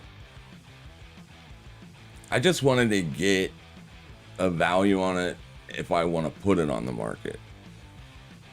I don't know that I even want to sell it, but I had to get an estimate. I just thought it would be much higher than that. It's not a huge place. It's a small condominium. It is what it is. But it would be perfect for like a 4-person family or something like that. It's not, I'm just saying, it's not like out of reach. A single income could afford the mortgage on a place like that. A good income, not, you know, part-time McDonald's gig probably won't cover your bills, but there's also HOA fees associated with it, so it is a little pricey. Yeah, I'm gonna have to take that later.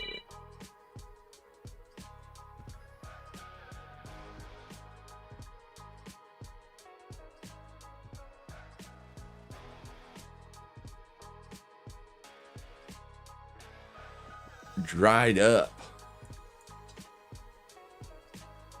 The volume has. Look at Apple go, man. I'm so disappointed in you, Apple. Would have been a phenomenal move. With Apple, we can definitely trade it. You can short 220 contracts on Apple, or buy 220 contracts. That's a big move. So Apple's moving pretty good here, down almost. This is probably going to be associated with news.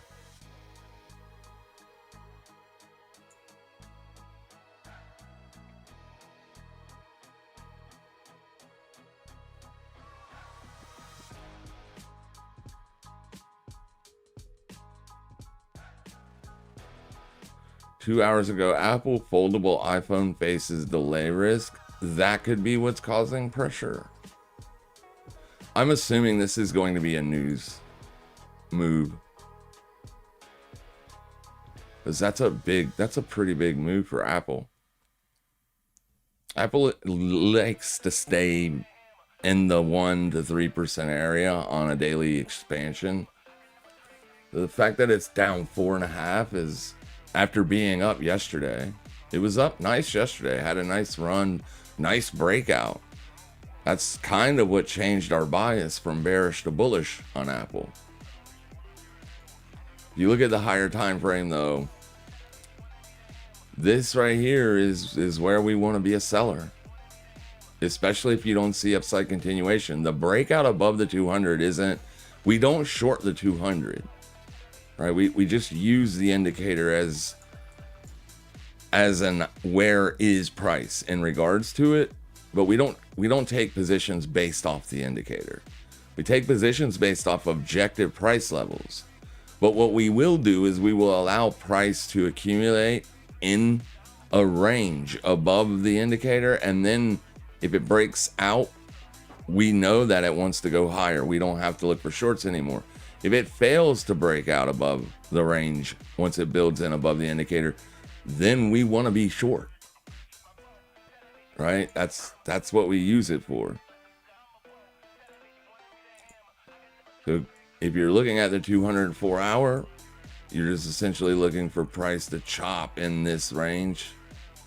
And then if it breaks out to the top side, you know you're wrong on your short. But if it breaks back down, I just didn't look at it this morning. I forgot to look at it. You have opposite structure here. It's still structured up.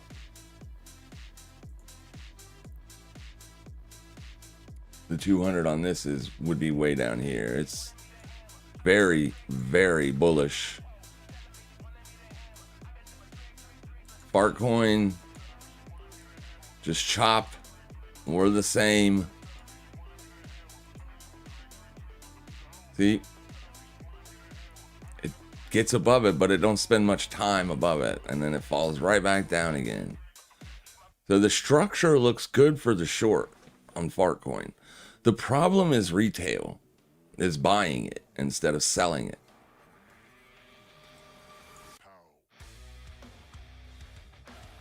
The structure still looks fine for the short. We just have aggressive buyers in here today for whatever reason. It's causing an issue.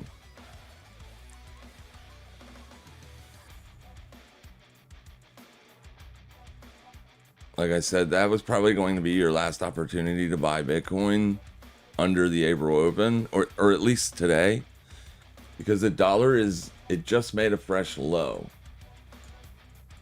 A fresh daily low? Well, not quite, almost. If the dollar breaks down, Bitcoin could experience a bullish rip. Fartcoin will stop us out. The dollar looks like it's trying to break down here. These are higher lows still. So if the dollar makes a lower low, then we're probably going to be wrong on the old farty fart.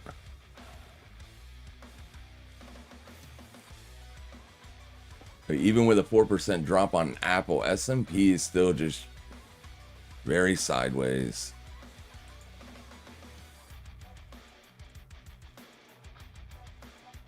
Not very sideways. You do have a downtrend today at least, but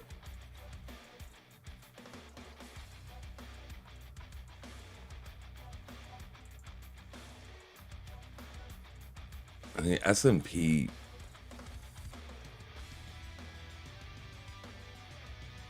it's just not a super big bearish move. What happened? Oh, I'm on the wrong chart. That's what happened. The S&P is just not in a big bearish move. This does not look like a super bearish trade by any stretch of the imagination. Not to me. Might look like a nasty collapse to some people, but to me it looks like a very small pullback.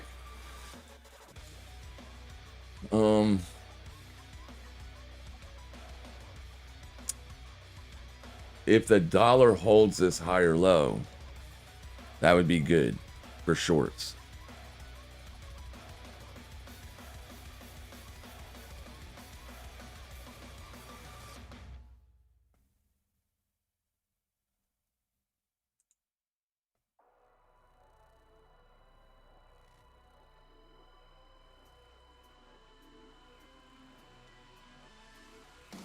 Let's see what Euro USD looks like.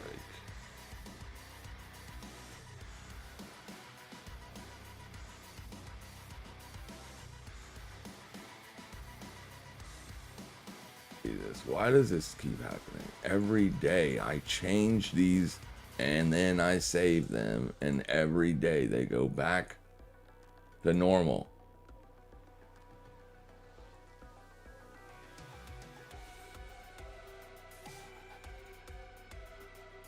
Yeah, Euro still looks like it could be a short. Some people are going to see an inverse head and shoulders in that, and they're going to be seeing this breaking out.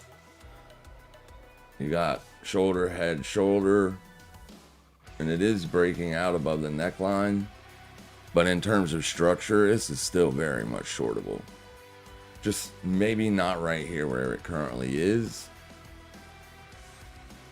To be fair, you're into weekly res here. Let's see if we can find a trade on the Euro. Yeah, you're into 3-hour res here. If this fails,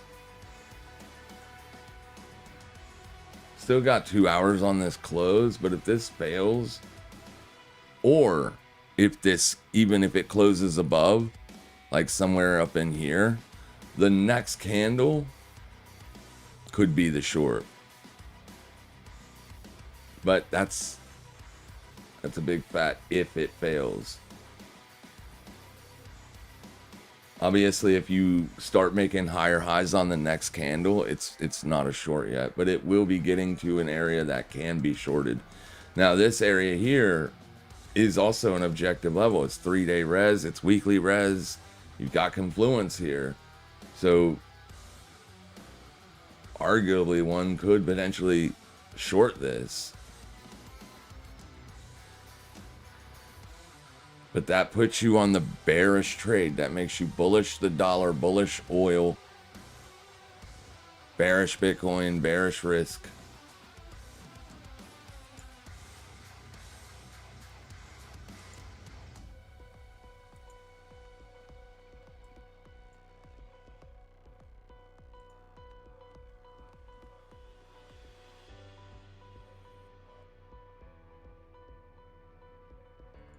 Yeah. Choppy.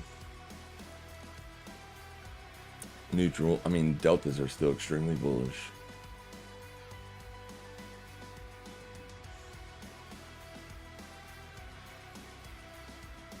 Let's see what ZEC looks like here. Ugh.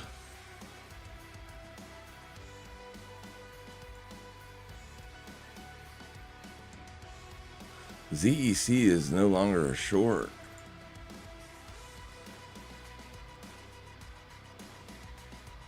Ooh, it is on the daily. ZEC might be a short tomorrow. It isn't today. It's too strong today. It has too much bullish momentum. You even have deltas showing you that there's potential bullish continuation here. I hate the 4-hour structure.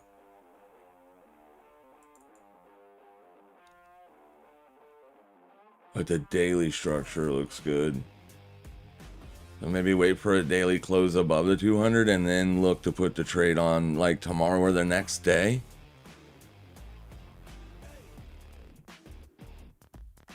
You might get something like this.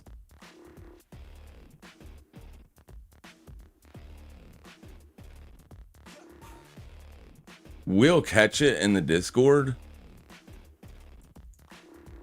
It might not be today or tomorrow, but we'll catch this one. I don't like the 4-hour structure, but if it's a heavy sell trade, it wouldn't take but like 3 good bearish days to start to shift this structure back to negative. For sure. But we're going to keep our eyes on the Zcash for the next couple of days. That's definitely one that's going to be a potential opportunity.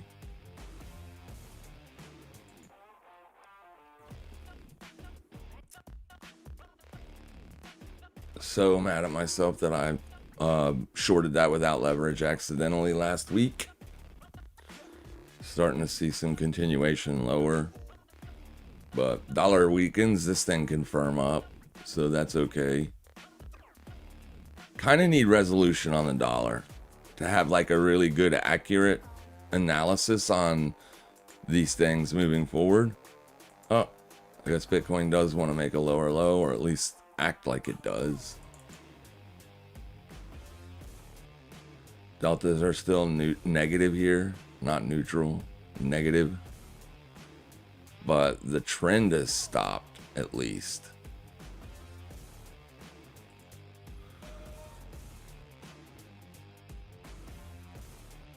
Oh, I'd hate to buy Bitcoin again and then get stopped out again. Especially because the Fartcoin trade is not working yet.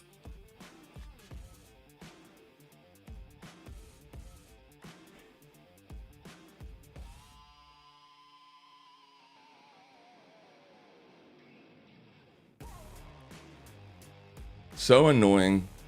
Nice trending move happened at random 8:40 in the morning. Just straight up.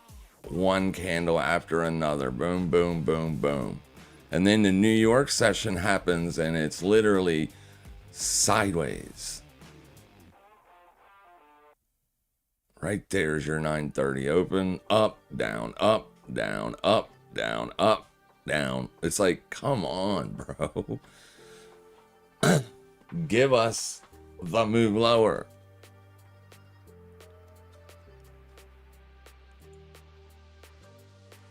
We almost know you're going lower. We don't know that you are, but you look fine to go lower.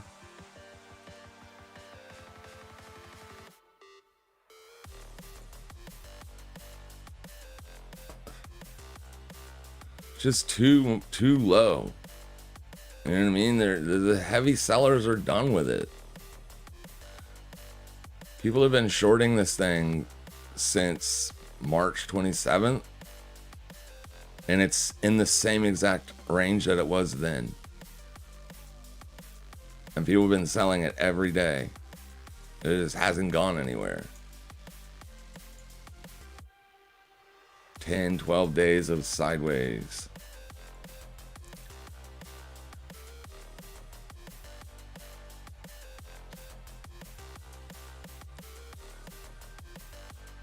Bitcoin making a fresh day low.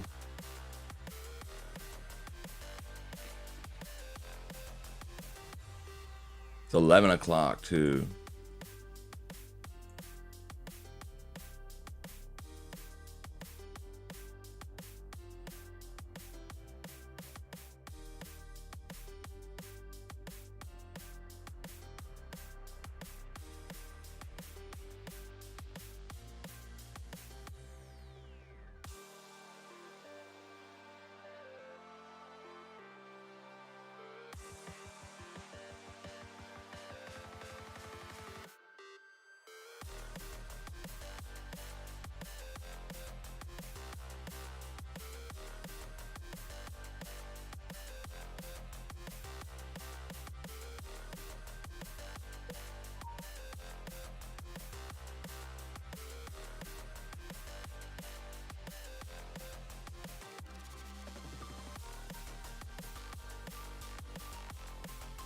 See if a trending move happens here on Bitcoin that makes a fresh low, or is it close to being done making lows today?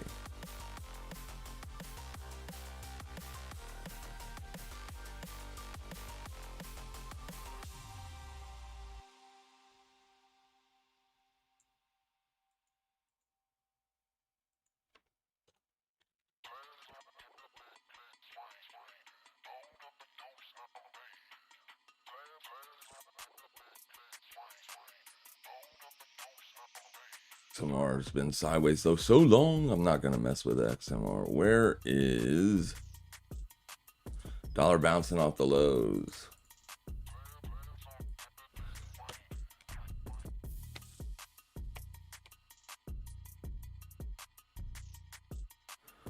The we were watching this for rejection.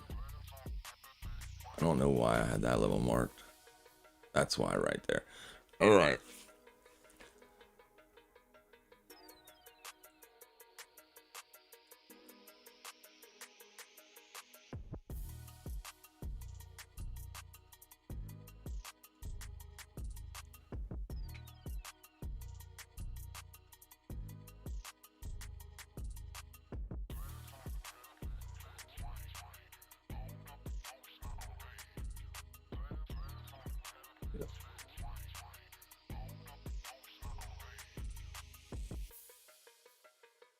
Still super bullish. Right here is where I would want to see it fail if it's going to fail.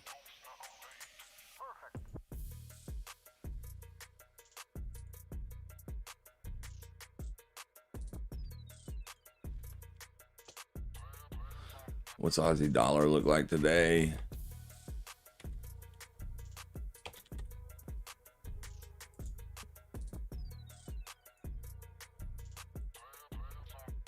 Yeah. I'm short Aussie dollar up here.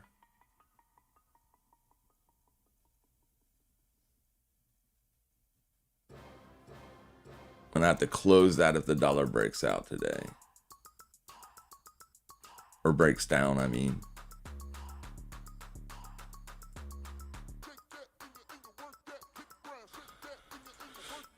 Come on, do it. Do it. Do it.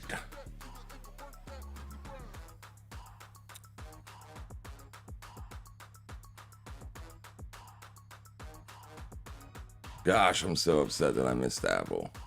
That was the best mover today, man.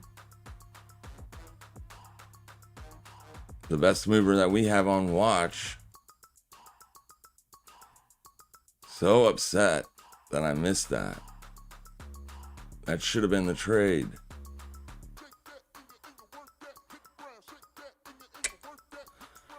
Damn it. Instead, we're in this piece of garbage that isn't going anywhere, isn't doing anything. Nice trend there, nice trend there. Nice little move there, nice move here. But for the entire time we've been live, it has literally gone nowhere. Gotta love it. It's getting ready to go. I can feel it. It's getting ready to go.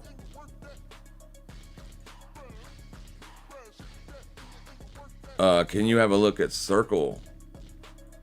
Oh, I guess. I don't see why not. It's Barcoin definitely isn't doing anything.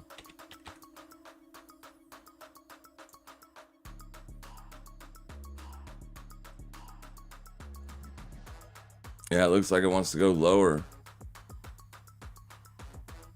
It looks like your bullish or your short covering rally is over.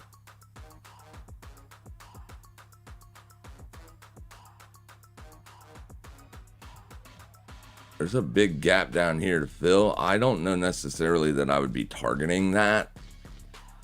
Because, I mean, the buyers could show up again at any time. I think you're going to need the Bitcoin buyers to show up to put a bid under Circle and Coin and all of the companies that are Bitcoin trades.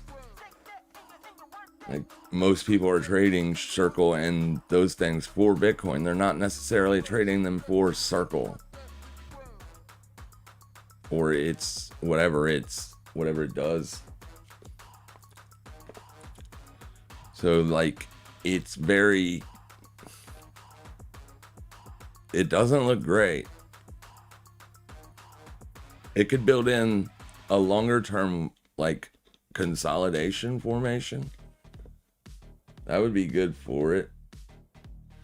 But right now, it doesn't look good. I wouldn't be a buyer here.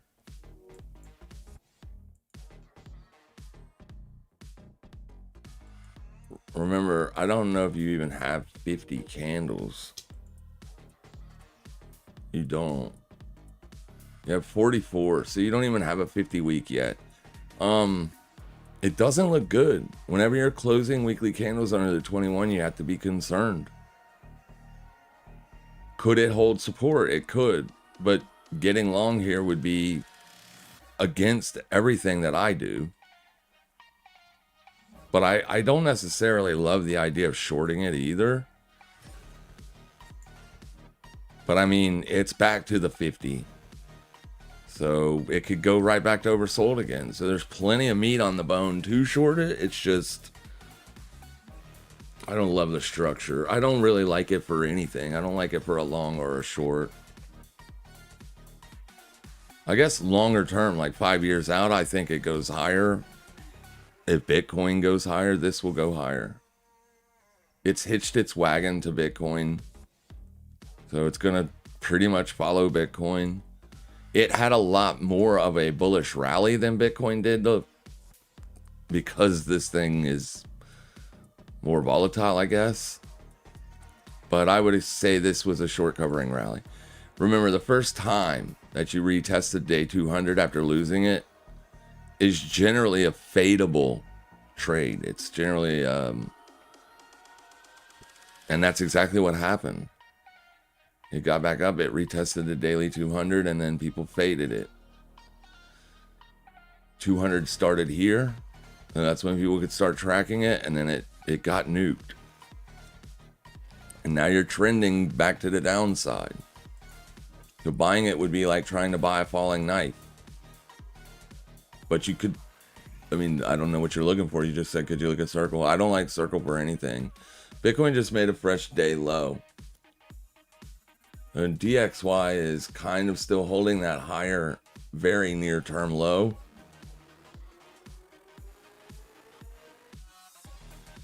If the dollar rips, we could see Fartcoin roll over for us. But, I mean, it's got to rip, right? It's got to start ripping.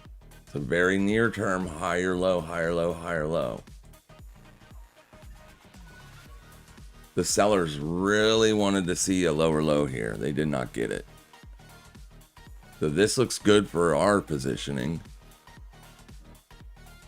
But it needs to break out. It needs to close above this stuff right here. And until it does that, the sellers ain't out of the woods yet.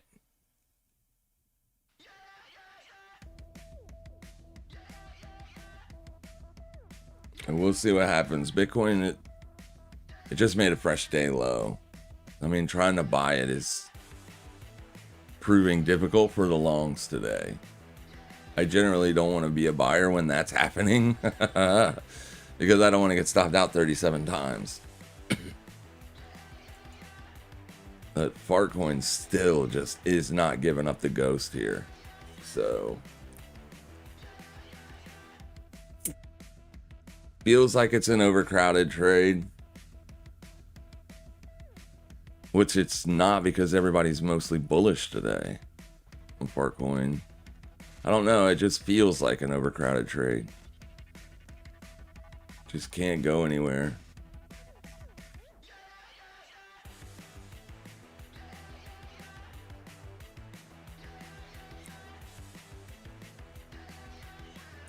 Now keep an eye on the dollar, and if it breaks out, I think this trade will work. The dollar breaks out. If the dollar gets faded, like if this move gets faded on the dollar right here, right now, and then you do get that lower low on the dollar, this is probably going to break out and stop out shorts. It's too damn close to the high of day for me to like it lower. Like, this is one candle right here. You just put this candle where Fartcoin is right now, that gives you a retest of this stuff. That does more than stop out all the high day shorts.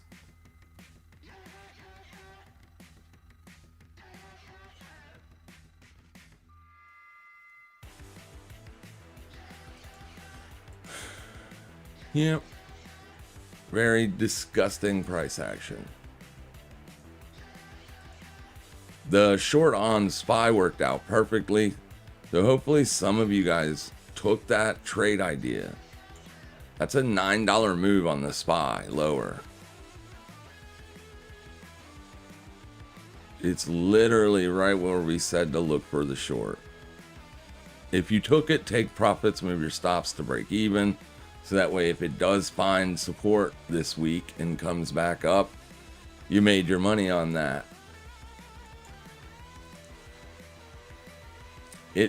It seems like this kind of a move on Apple would drag down the S&P a little bit. But I guess because Nvidia and other companies aren't getting destroyed, Tesla's getting beat up pretty bad. It just seems like the S&P should be down a little bit more than it is, that's all. Like, a lot of stuff's down here. Let's check out the Mag 7. Mag 7 looks pretty bad. S&P is down. It's just not down a lot. It's down 1%. I guess that's pretty good. 68 points. It's better than average.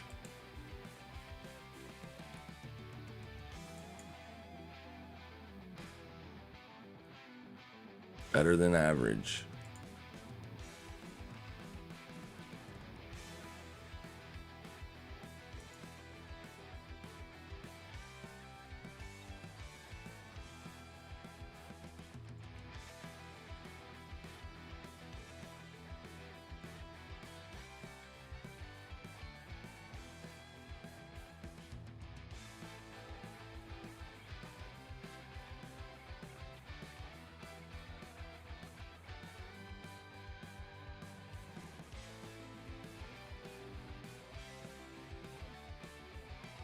Even Bonk is trending lower. To be fair, though, Bonk did grind the lows out for a couple hours before it did finally give you that lower low.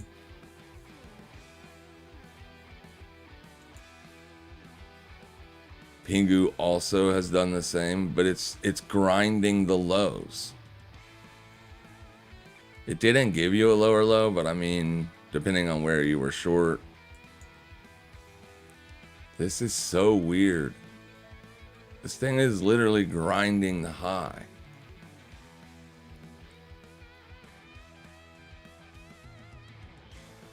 So weird.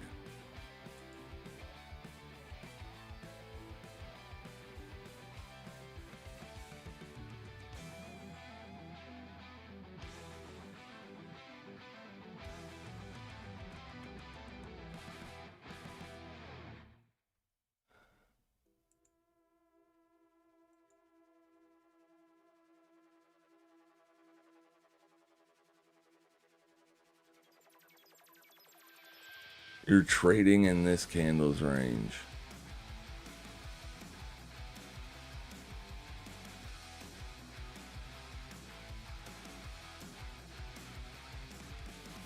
Having at 9 o'clock, so literally 2 hours and 10 minutes. Here we go, we're gonna get stopped out.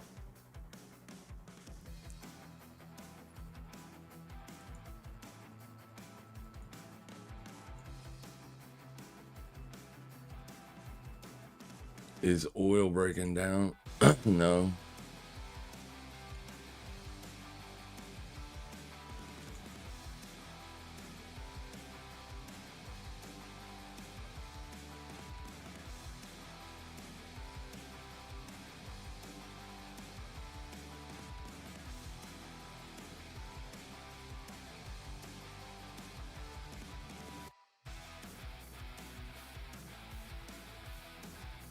Headline risk is so high right now. News headlines are going to be coming out, causing these things to be stupid.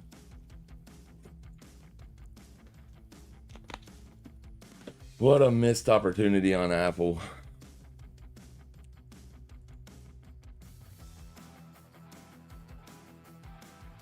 Big spike on S&P.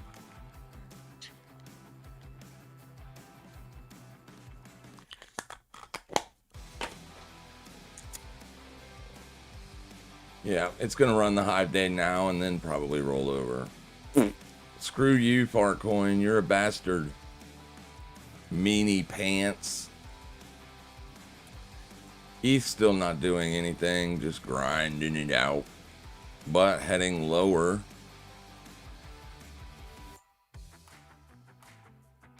Some kind of headline risk just happened, I would assume.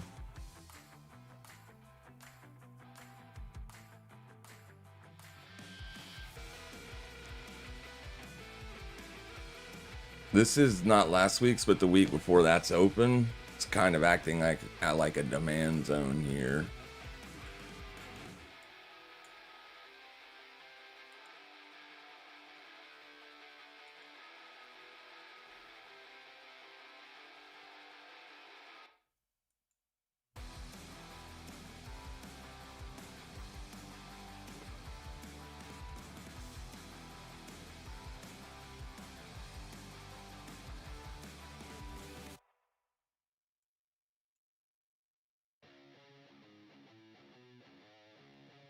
All right. Yeah, I don't know. I don't see anything. Let me see what's going on X.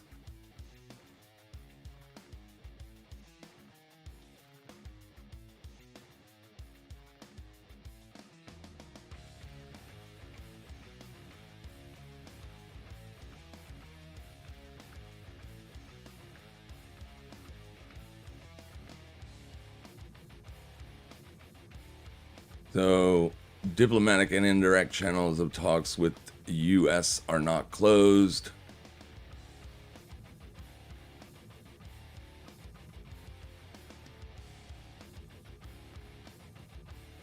So he's still threatening an unprecedented attack on Iran at 8 p.m. if they don't do something. 7 minutes ago, enemy attack. So Iran's posting that the U.S. or someone attacked railway lines.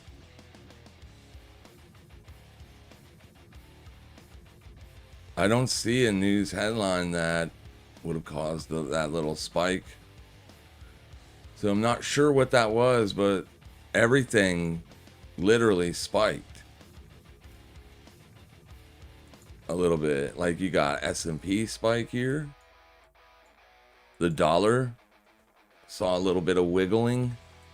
Bitcoin seen wiggling. Fartcoin wiggling. But I don't see the culprit, so don't know what it is. Would you mind taking a look at IAK, the insurance index? Yeah, it's definitely not something I trade. So I'll take a look at it though. Long term. It's in a very long-term range. You've been trading if it's trading, I don't know if this is being traded. It looks like it is. Yeah, it hasn't moved since November of 2024. November of 2024, you had a breakout to the upside. Since then, you've done nothing.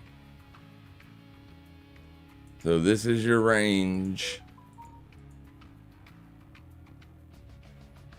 As long as it's in that, it's range bound. It's lowered to the bottom end of the range. You don't have a breakdown until you take out this low. Then you can say you have a breakdown in the range. But I mean, you're pretty much right in the middle of it. So I'm not sure what you're looking for. Interested in the monthly? Yeah, I mean, for what, a long, a short, or what? Like, the monthly looks like, yeah, it's too close to the center. Down in here would be more interesting for me, 123, and that's, you know, if it could spend a couple days down in that area without really getting a trend going to the downside, I could be interested in a long to March's open, 136. You break down below this low, then it's coming here most likely. And then I'd be wanting to see what's happening there. It's in a very long-term range. A lot of chop. That could indicate that it's being accumulated on the lows. but we also know that it is definitely being sold at the highs. So those are the two areas to wait for price to get back to, and then those are going to be the areas to look for operation. I mean, that monthly res was a clean level to short in March. March's high goes right to it. It would have been a literal, like, beautiful place for a short.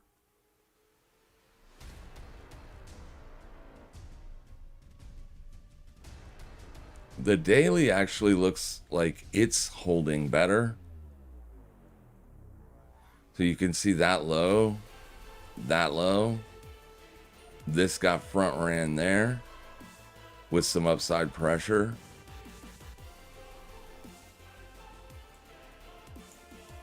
So yeah, I'd say it's right in the middle. Between 138 and 119. Those are the areas to look for that potential trade idea. Farcoin is just going to run the highs before it does what it's going to do, whatever it's going to do. Bitcoin is still trading under the current 4-hour low, so it is still literally trending lower here. So it's not the best buy. You're still trending lower as long as you're under this low. But I mean, judging by what Farcoin's doing, it could. You got 36 minutes on this close. And see, things are getting pretty active.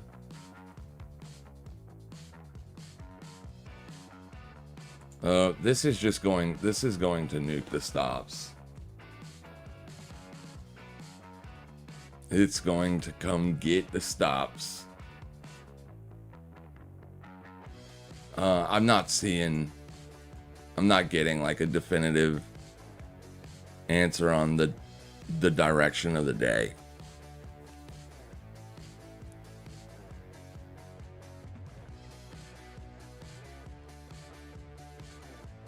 And there's a pretty good chance that, it's just things are so choppy and sideways, dude. The dollar is causing all this chop.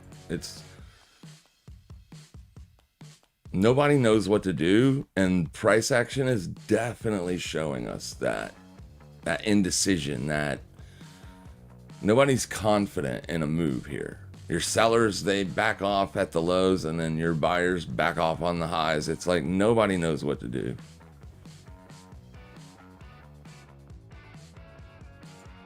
And it's definitely causing chaos. But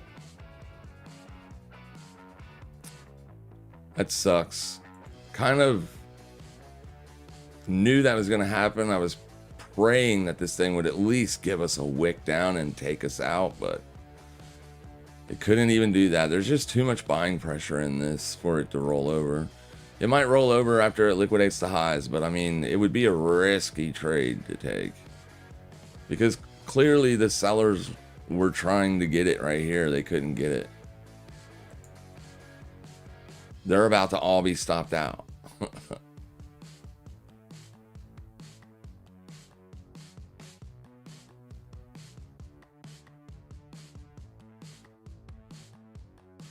So Bitcoin was a difficult long today.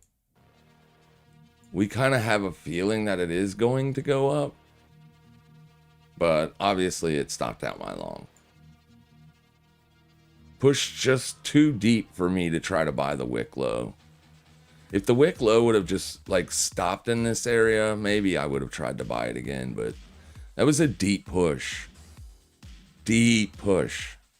If it's going to be here, I'm going to wait on it to come here. It just never did.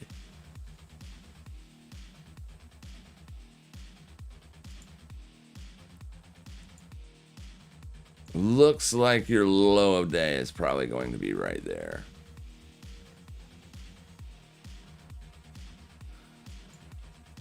But it's still a very risky, really risky long. You're still showing neutral deltas. You're not seeing huge buying pressure. Yeah, I mean,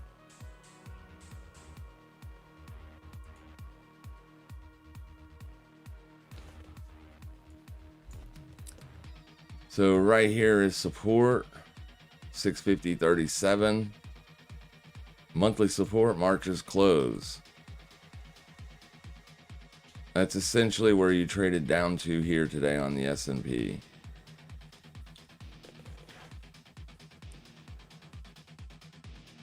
S&P still looks fine for downside, but because it hasn't been super bearish today, I'd be more... I would be thinking that the bulls are going to win this. Especially since Farcoin literally refused to roll over. Farcoin is probably going to have a trending day today to the upside. Once it gets above this high, it's probably going to take off. Pretty good volume in it. On weeks, it's about average. So, yeah, they held right where they should have.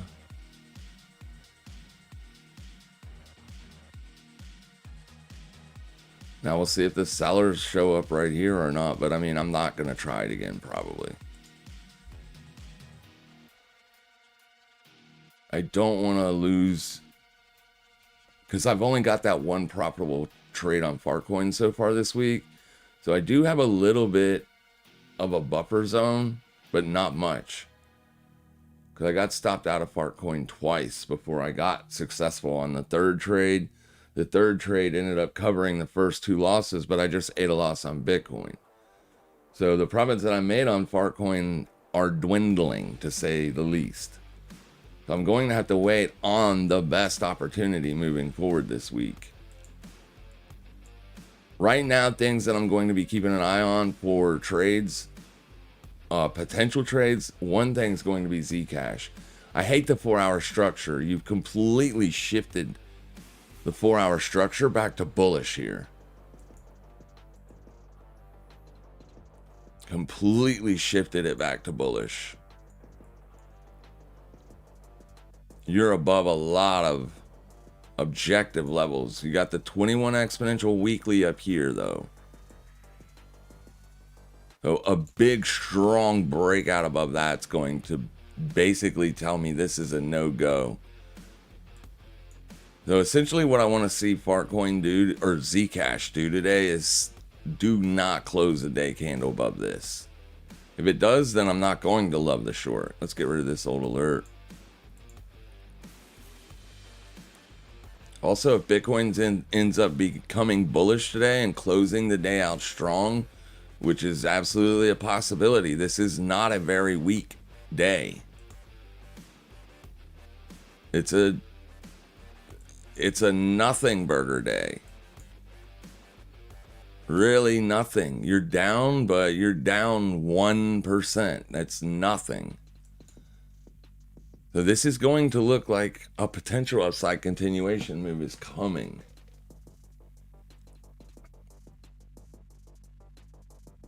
So tomorrow might give us another opportunity on a long setup. We'll see what happens with it, how the day closes and things. But yeah, I'm definitely liking Zcash for a potential short. I'm going to look at it as this could potentially be a trap.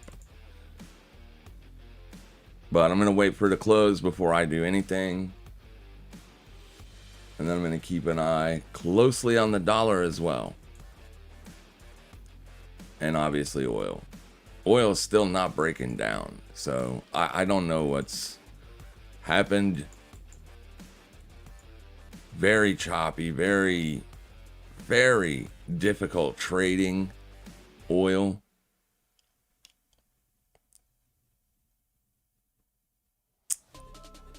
This is a key level.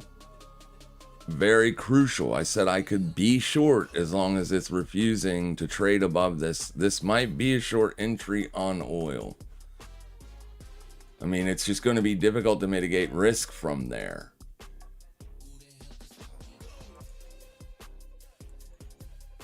Going to be a difficult risk it's going to be difficult to manage risk from there. The setup will not look clean. It won't look beautiful. But ultimately, if it does roll over, I would love to catch the short.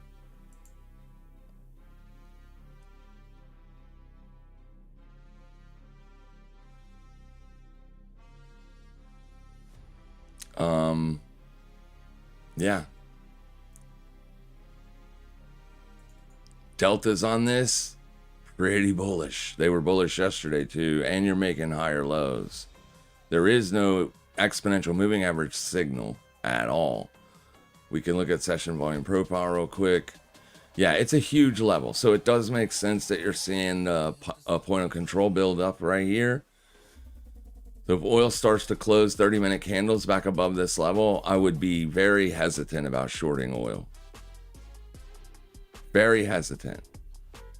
But if it can continue to close 30-minute candles under this price, 110.24, I could be a seller. I would want to see it start to trade away from this price pretty soon.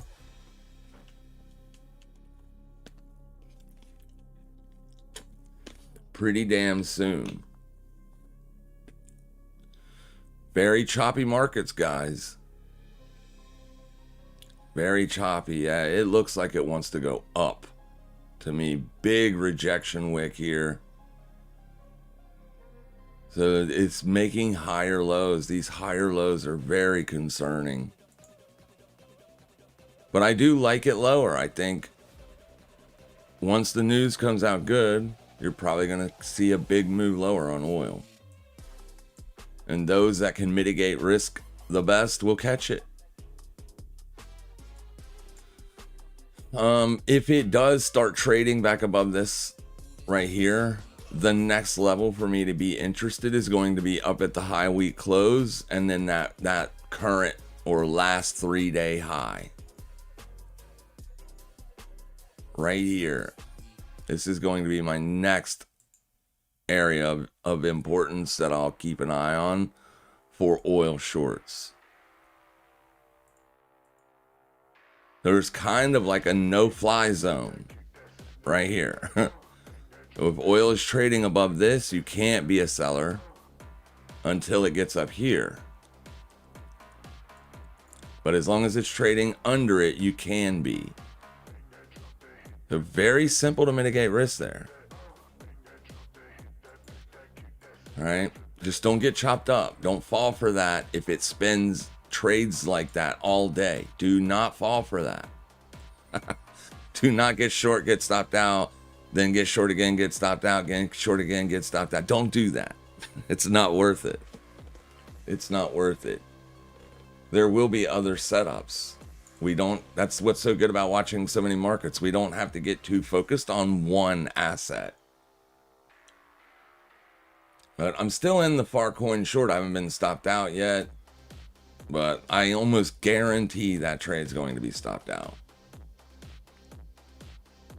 Almost guarantee it.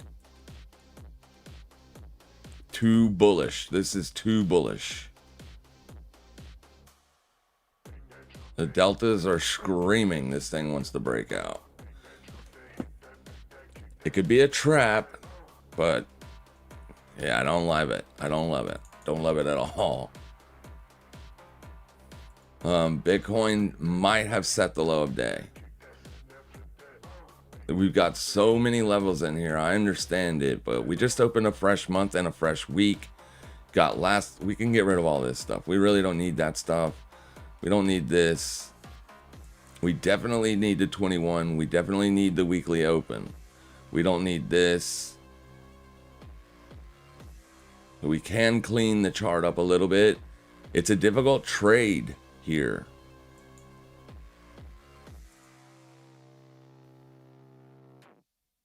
It's weekly supply. Or sorry, demand. No, it isn't. That's the April open. Right there is the weekly demand. It's not a great demand candle. You did not break and close below support. But it looks like a downside retest, and that it's happening on Tuesday. This could end up being the weekly low. I would assume that it is if the DXY rolls over and starts making lower lows. The DXY doesn't have to go far to make those lower lows either. It just needs to break down into here. If it does that, then at least on the near term, you can say you have those lower lows. Right now, they're higher lows. The dollar's wedging up, and that's causing other assets to wedge up. And when they start wedging up, it gets difficult. It gets difficult. On the small time frame, Bitcoin still looks fantastic for the rollover. Like, you haven't really done anything. It looks okay on like this, but anything higher, you're still under yesterday's low.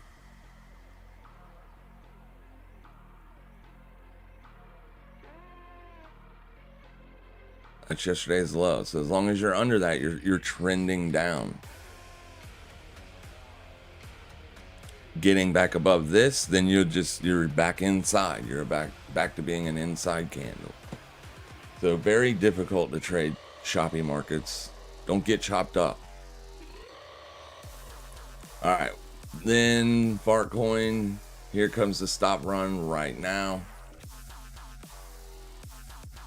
I've got a little bit of room on it because I took the short yesterday, and so did several of the Discord members.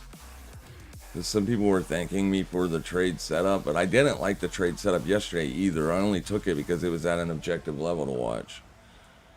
But it ultimately did work out. We did get a nice move lower. That gave me the opportunity to take profits. So the only way I would stay interested on a short on Fartcoin today is if it stays under the top side of this red box. And that's a small volume node from yesterday. So if price comes up here and like stops on a dime, I would continue to hold my short. If it starts to break out above the top side of that box, I'm getting out of it. I'm going to close it. Dollar's wedging up. This is wedging up. Everything is wedged up. So you may get resolution on this wedge. It's just not going to happen this morning, unfortunately. Oil is also chopping around an objective level. Got a lot of things doing that. I'm really ashamed of myself that we missed that Apple trade. We should have been all over that. That was the big mover on the day. That would have definitely paid a nice chunk of change. My bad. You guys know what I'm looking for. The majority of you, because you guys are here all the time. You can let me know if you see a setup, because sometimes I miss them. So if you know of something that looks like it's setting up for a trade that I would take, let me know. For sure, let us know. But yeah, other than that, Zcash will be on watch for a couple of days, because it's testing the daily 200 right now. Last time it did this, it lasted for 3 days, but ultimately it rolled over. So we're going to have to kind of give it some room, give it some space to operate. We've got an objective level to watch. Right there. Looks like it's trying to break out and be bullish. So we're going to respect that. The 200 on the 3 days all the way down here. So it still does have that potential support test feel to it. But yeah, if it fails under this white line, I'll be willing to short it. I hate the near-term structure. Very bullish. And even the volume says that it's bullish. So if it can get up here and stall out, this is where we're going to look to attack it at.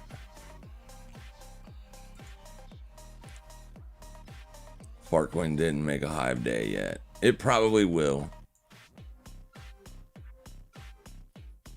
I seriously doubt it does this and then pukes. It could, but that would be like best case scenario for me.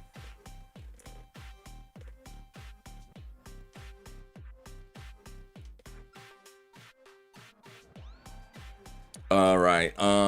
If Bitcoin grows, or sorry, if Bitcoin goes high here, won't fart do the same? Generally speaking, yeah.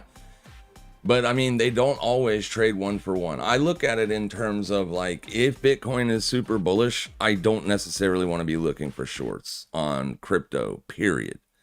Right? But in today's session, you can see how there's a disconnect there. Right? Bitcoin's has been for the majority of the day trading on the day lows. Like, I'm not talking, just look at 2 days range only.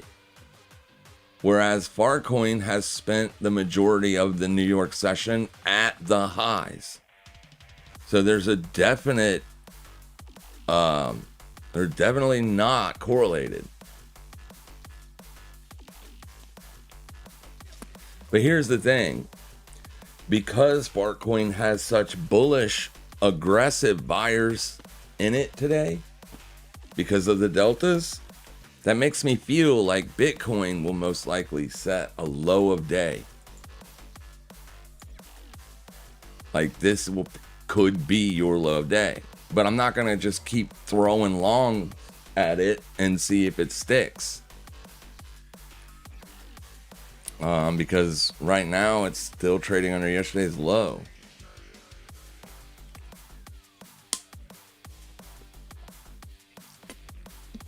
It could still break down, especially if the dollar gets really bullish, or if oil gets really bullish today, then Bitcoin most likely will make fresh day lows. So I don't know why Farcoin isn't trading closer to the lows. We chalk it up to random market violence.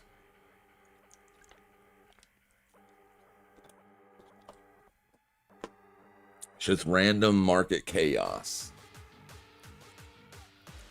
If oil breaks down here, I think Farcoin's probably going to break to the upside.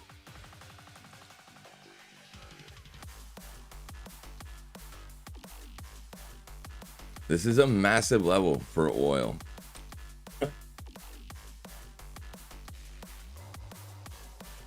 But today, dollar and oil are doing separate things. So you kind of have dollars trading near the lows, oil's trading up above the midpoint, so closer to the highs.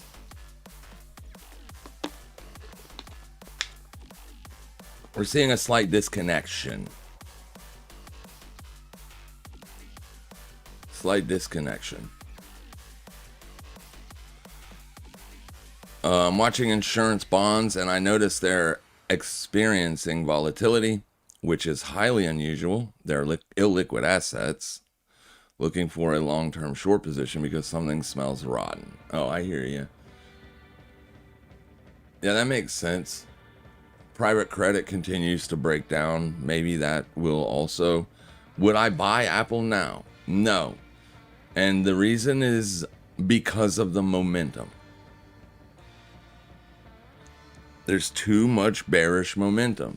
So even if it holds support today, right? Even if it doesn't trade lower than this, I get it. Its March is open. It's an objective level, right? It's at support.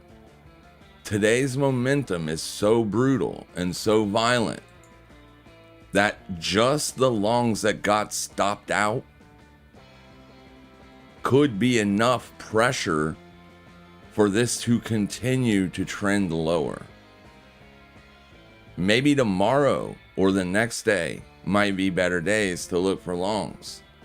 But today the momentum is strong. I do not want to buy into massive bearish volatility, and I never want to sell in front of massive bullish volatility. Because I've been doing this so long now, those trades rarely work out. Usually, if they're going to work out, it's going to be a day or two later. The momentum we've seen in the Apple stock today, could be what you see it do for the rest of the day. It'll either go sideways or it'll slowly trend lower. If it rips to the upside, that's something that you're just, that would be the only reason to buy it, because there might be a very small, like a 2% chance that it rips to the upside. That's not good enough for me to try to get in front of that momentum. No. And I feel like I say that a lot, but no. Okay, so just think of it this way from now on. Instead of looking at it in terms of momentum, look at it like this. Was Apple a good trade today for a side of the market? Because you're a scalper, you don't give a crap, right? You don't care if Apple stays bullish or bearish. Doesn't matter to you. You're looking for the trade. Was the short a good trade today? If the answer is yes, then that automatically means it is not a long, right? And vice versa. If you're looking at an asset, did the longs make good money today? If the answer is yes, you are definitely not a seller. You're definitely not a seller. You missed the trade. And that's going to answer 90% of these cases for you. You missed the trade. That's fine. We'll catch it again. When it sets up again, we'll catch it then. We don't need to catch it right there. It sucks that we missed it today because it moved. That's it. I want to find the assets that are about to move, not assets that have already moved, because I've missed it already. There are assets that are about to move. See, Zcash is still too bullish. It has too much bullish momentum, which is why I'm not shorting it today. But it is definitely going to be on watch. You're in the Discord, so you're definitely going to know when I take the trade. You know what I mean? But today it's not. It's not a trade. There's too much bullish momentum. And that momentum can carry the rest of the day. Because now your scalpers are going to be looking for dip buying opportunities all day long. Scalpers are looking for movement. They just want something that's moving and then they scalp it in that direction. So something's up pretty good, they're going to be dip buyers for the majority of the day. Something's down pretty good, they're going to be dip sellers for the majority of the day. That's why we don't want to get involved with it. It's too late. But the future, now that's different. Tomorrow or the next day, this might give us a beautiful setup and we'll be all over it. We'll be over it. We'll be over on it like flies on doo-doo.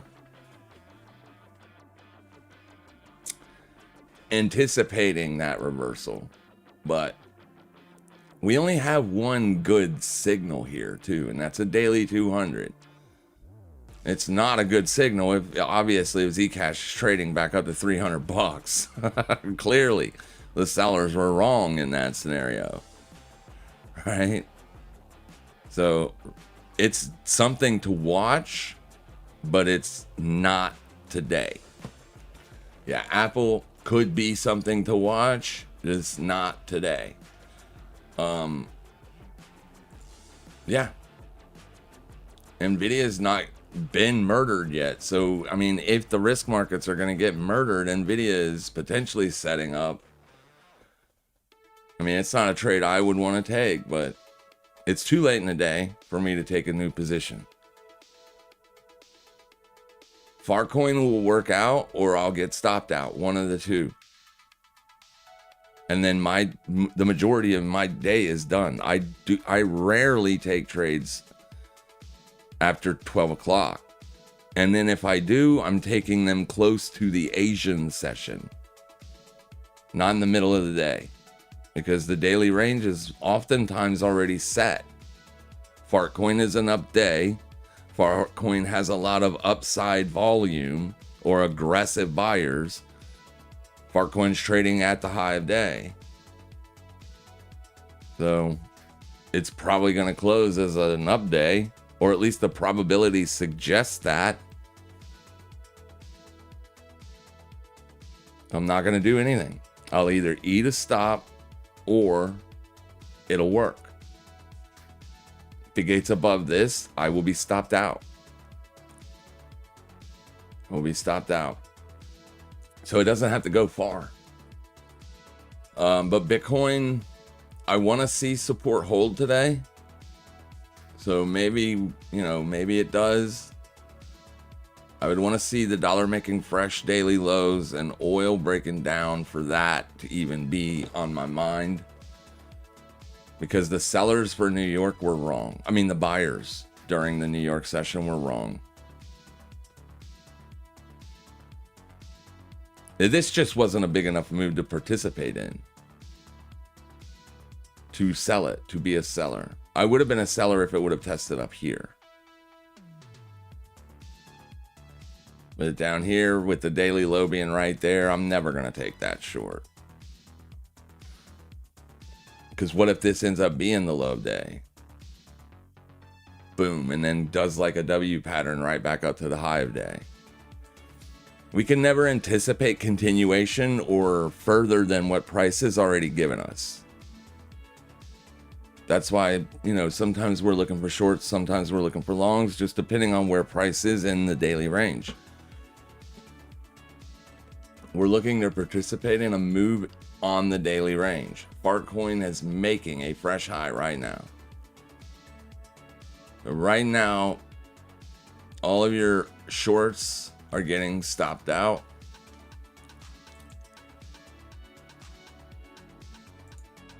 You'll see that here. It's going to be mostly buying pressure. It is mostly buying pressure. It's the blue stands for buys, buy side volume. Your sellers are getting smoked right now.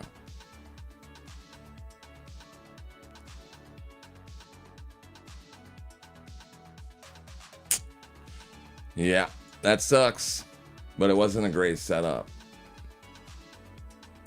Wasn't a great setup.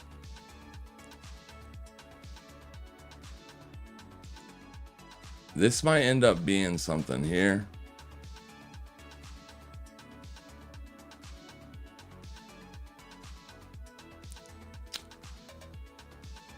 Yep.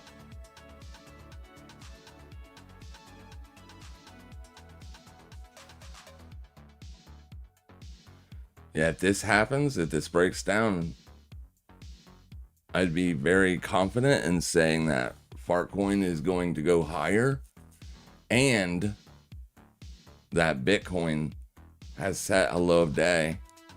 I'm not long Bitcoin anymore, though. That kind of sucks. So I'll keep my eyes on it, but I don't think I'm going to be able to catch a long trade. Notice how when you set this low, you never really pulled back, right? That's a fresh low, and then it was slightly up, and then a pretty good move higher. It's very small pullback higher. Very shallow pullback higher. It's like not really given an opportunity to try to get long. It might later, but I don't know. I don't love it. Don't love the dollar, man. Okay, read that. Equities are so flat.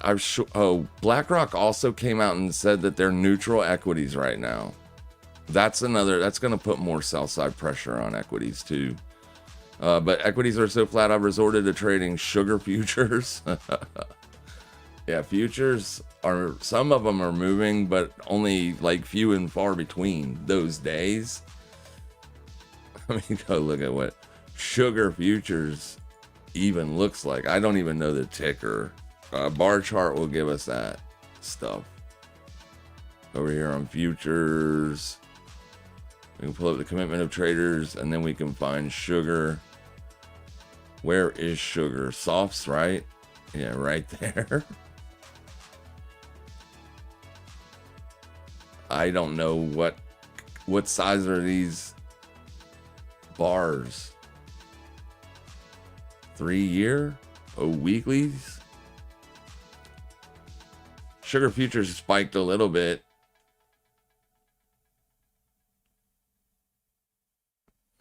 Looks like they're pulling back right now. They're pulling into a potential support zone. What's the trade on sugar futures, my friend?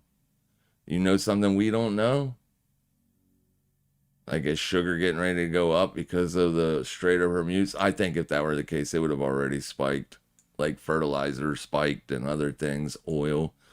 Generally, the market moves before the news comes out.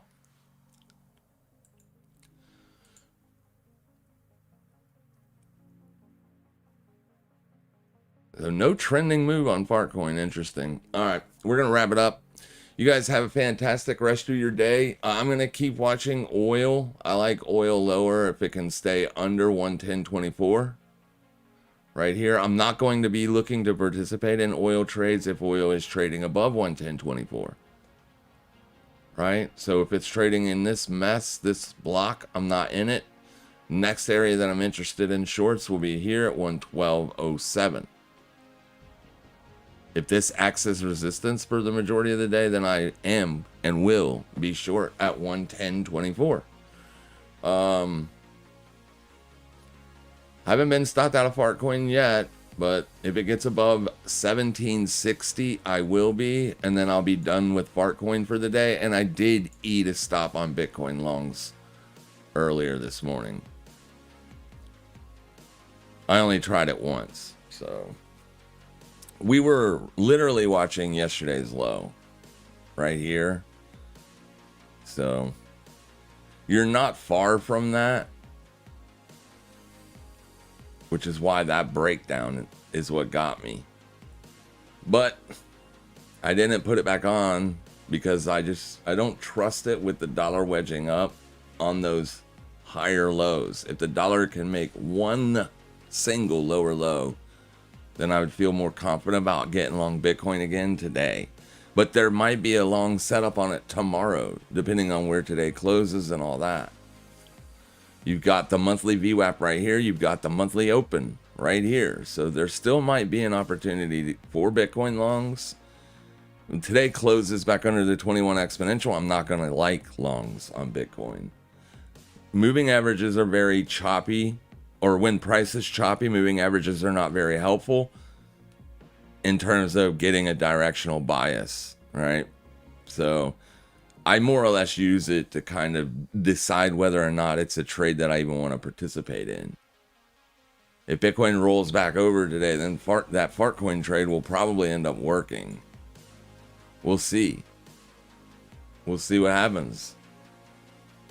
It is what it is. It doesn't feel like it's going to work out, especially since it just stopped out all the 930 shorts or 830 shorts.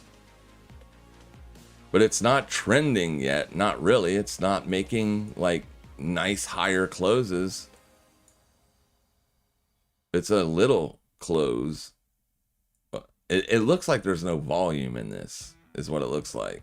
But we know that it can trend. We know that it can. It did yesterday nicely.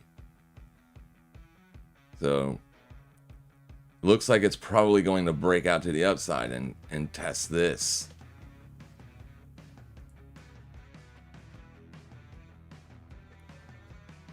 That's the next liquidation point up there.